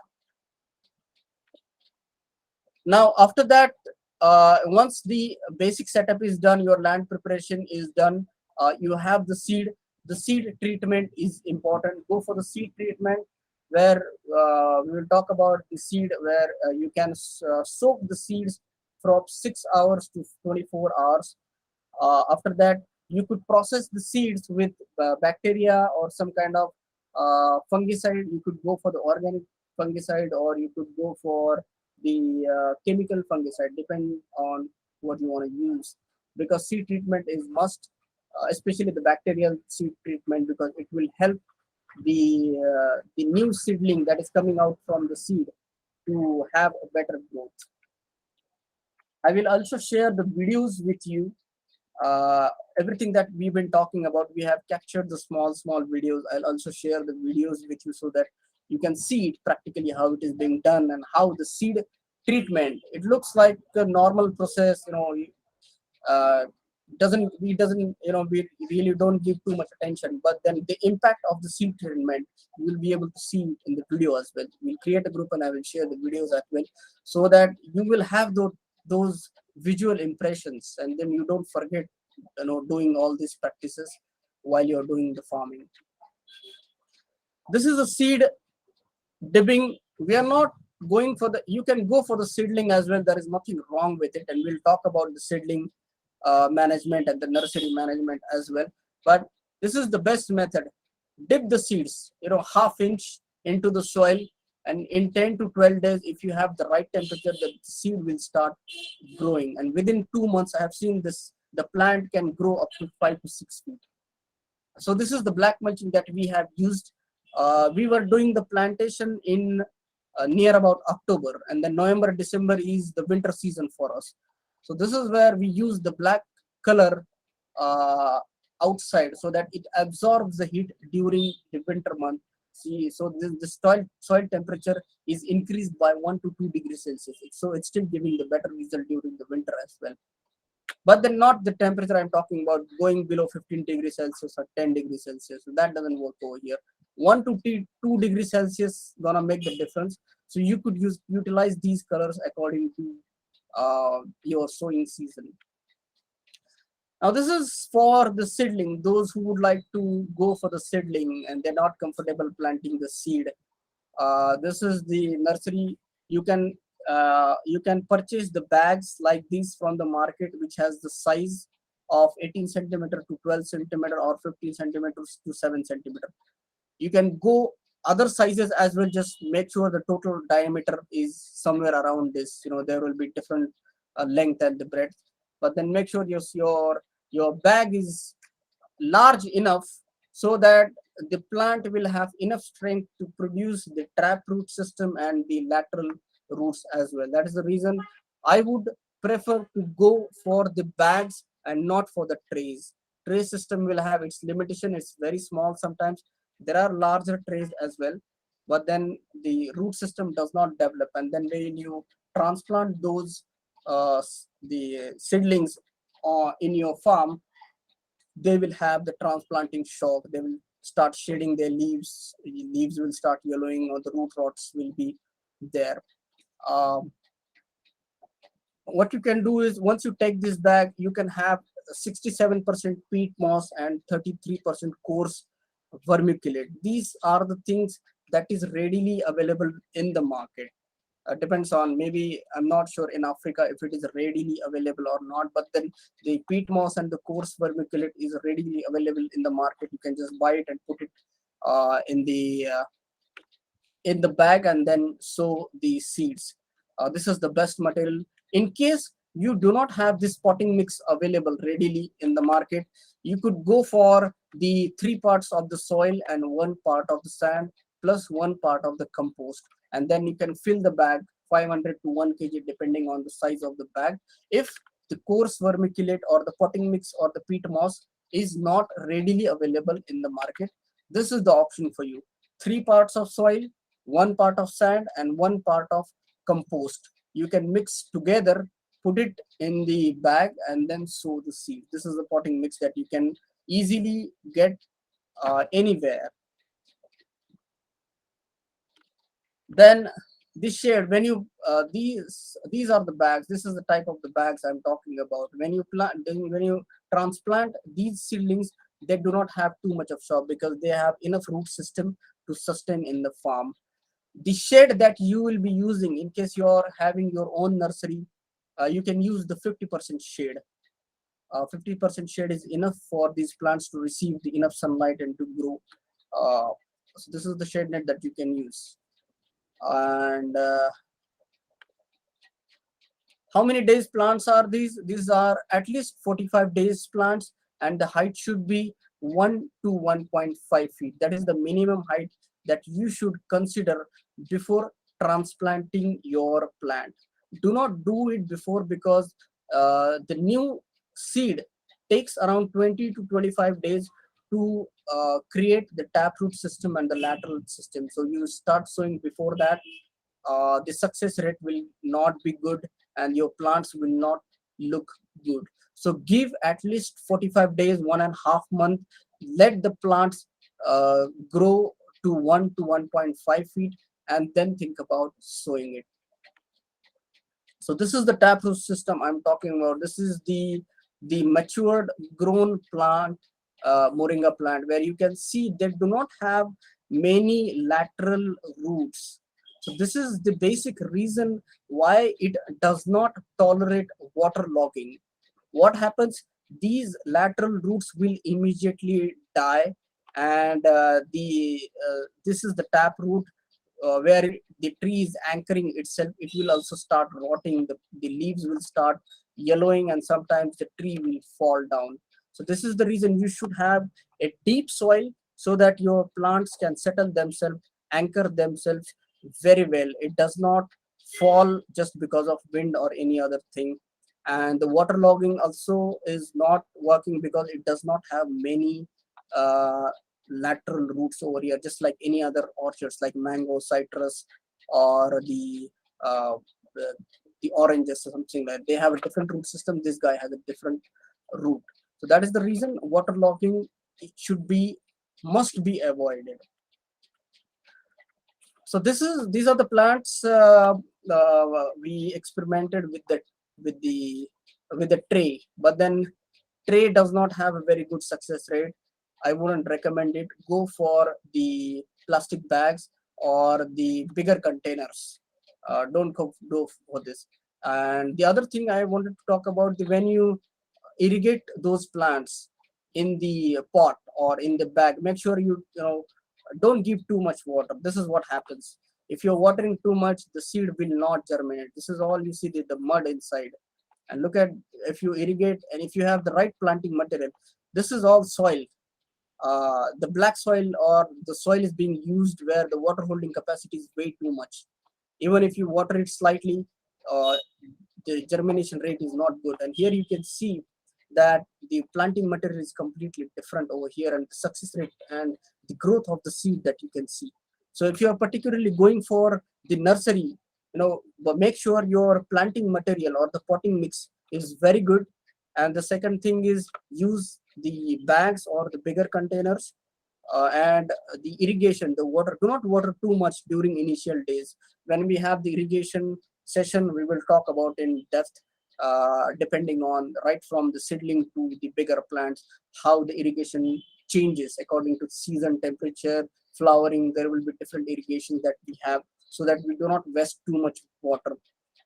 So these are some of the precautions that you need to take while going for the seedling, or you can simply avoid all these things and go for the dibbings, direct seeding into the farm. So your plants is growing from this small taproot system to this plant. This is the journey of the complete plant. So you see that during the initial days, if you are watering too much, it does not have too many roots.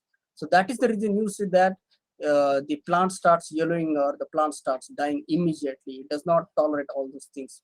When there is a plant, bigger plants, they will tolerate little bit more.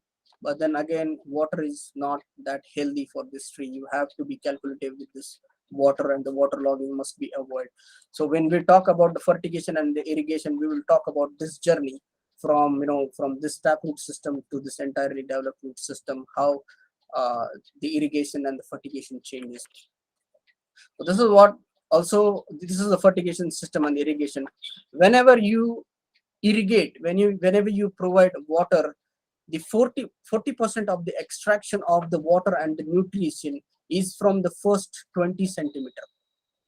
So think about how are you irrigating your water. If you're irrigating for 8 hours and the nutrition and the water is going beyond 2 feet, 2.5 feet, it's a waste of your nutrition, it's a waste of your water. Plant is not going to draw water from beyond that point of time.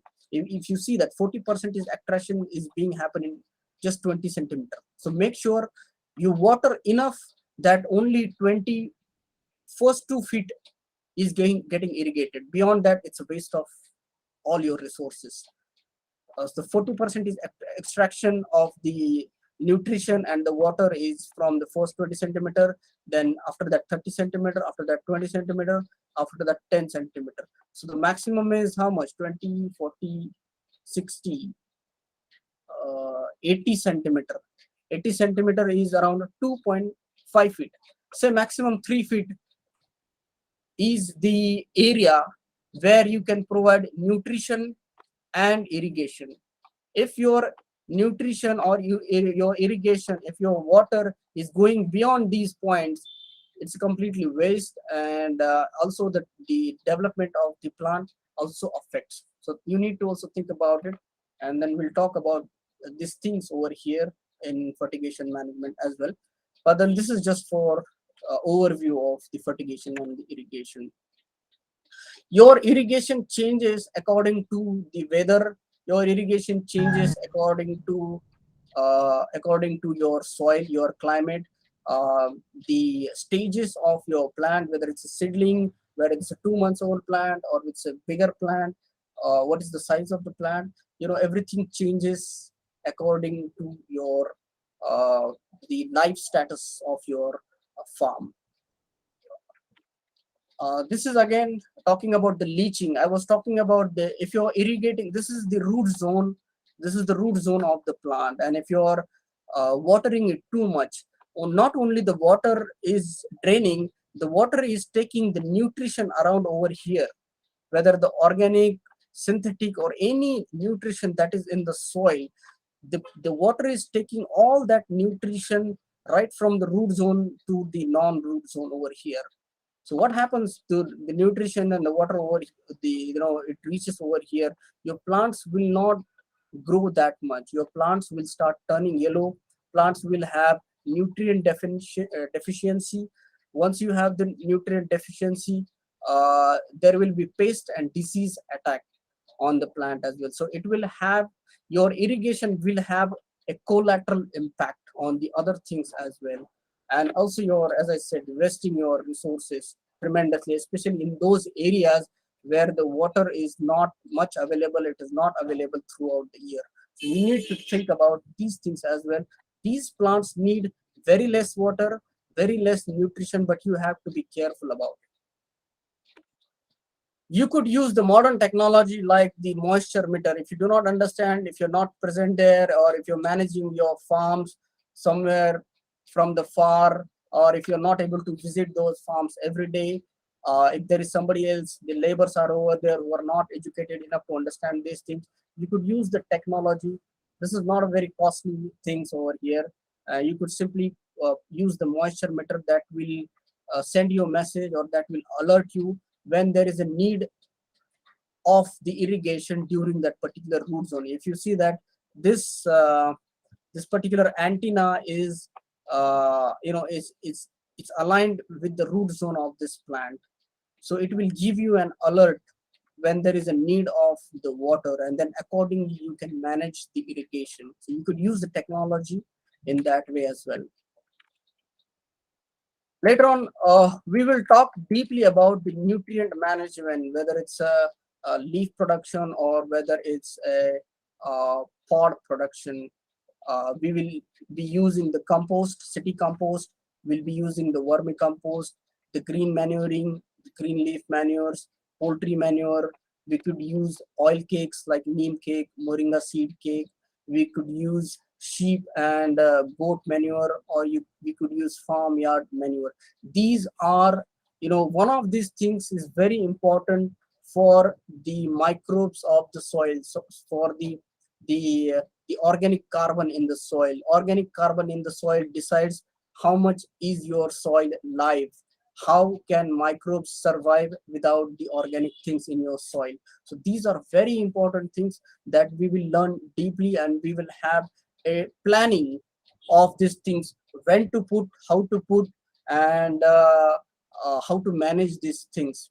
Because maybe some of you may have vermicompost available, maybe some of you do not have the vermicompost available. So in that case, what is the availability of these things over in your area, and the cost, and depending on how can you use it and how can you utilize these things. So that will go into the individual plannings. But this is the fertigation management. This is the organic culture. I showed you the organic culture that this is the organic culture that we prepare in our field, where we use the farmyard manure or vermicompost. It is very, very cheap, but then once you use that, you will see the results are astonishing. Where we are using the bacteria, phosphate solubilizing bacteria, the mycorrhiza fungi, the potash solubilizing bacteria, nitrogen fixing bacteria. We put these bacteria, we mix them along with the compost, the city compost, vermicompost, or the farmyard manure that you have. We make the spores develop into that soil for 10 days. We keep it. There is a procedure. I'll share the video, the process as well, that you can use it. Now this particular manure is now fortified with a lot of bacteria. The bacteria starts developing in it, and then you can apply this fertilizer to your plant. So this is one of the best practices for those who would like to go for the organic. Even it is for the non-organic, I would advise twice in a year you should do this thing, and you will see the complete change in the soil texture, the pH of the soil, the disease and the nutrient management. Everything will be covered from this bacteria, because the bacteria from the laboratory that we sometimes buy and just just apply in the soil, that doesn't work like that. You have to multiply those bacteria.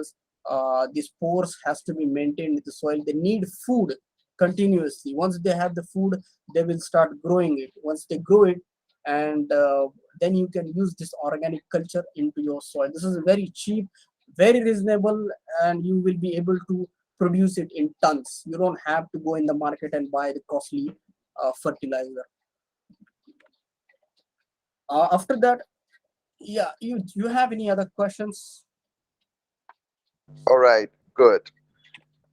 Mr. Harold, is your link okay? Your voice okay? Your microphone? If you need, yeah, if you need, we can take a break as well. It seems that are you using a headphone or is it an open speaker? No, I'm not using a headphone. I'm opening a speaker.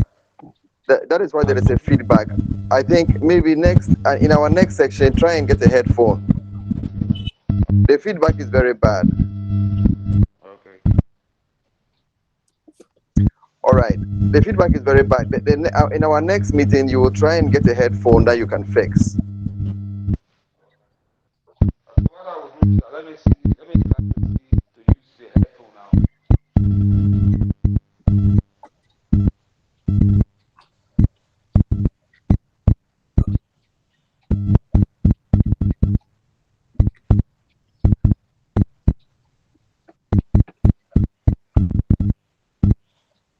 All right, Sheti, as he tries to settle down,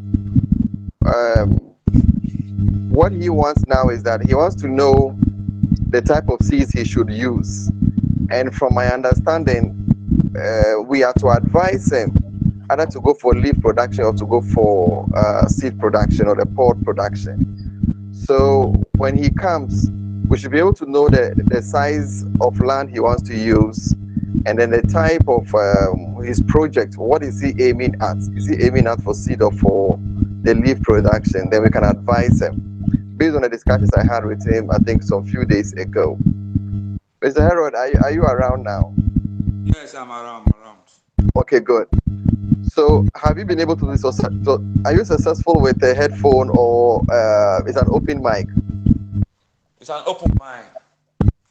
Yeah, but I think in our next section you can work on it. Maybe let's proceed, and in our next section you can work on it. But the feedback is coming out that is not very good. You need to use a headset. Okay. So I will. Okay. Yeah, no issues. He has questions. We will definitely answer those questions, and we will make a plan for him as well. No issues with that. If I would say, if you'd like to take a break for 5 minutes, we can take a break and then come back again. If it's too much for people just to sit down and just listen, because I know it's been 3 hours, so we can take a break of 5 minutes if you need, and then go ahead with the next session. Okay. Yeah. Let me take a break.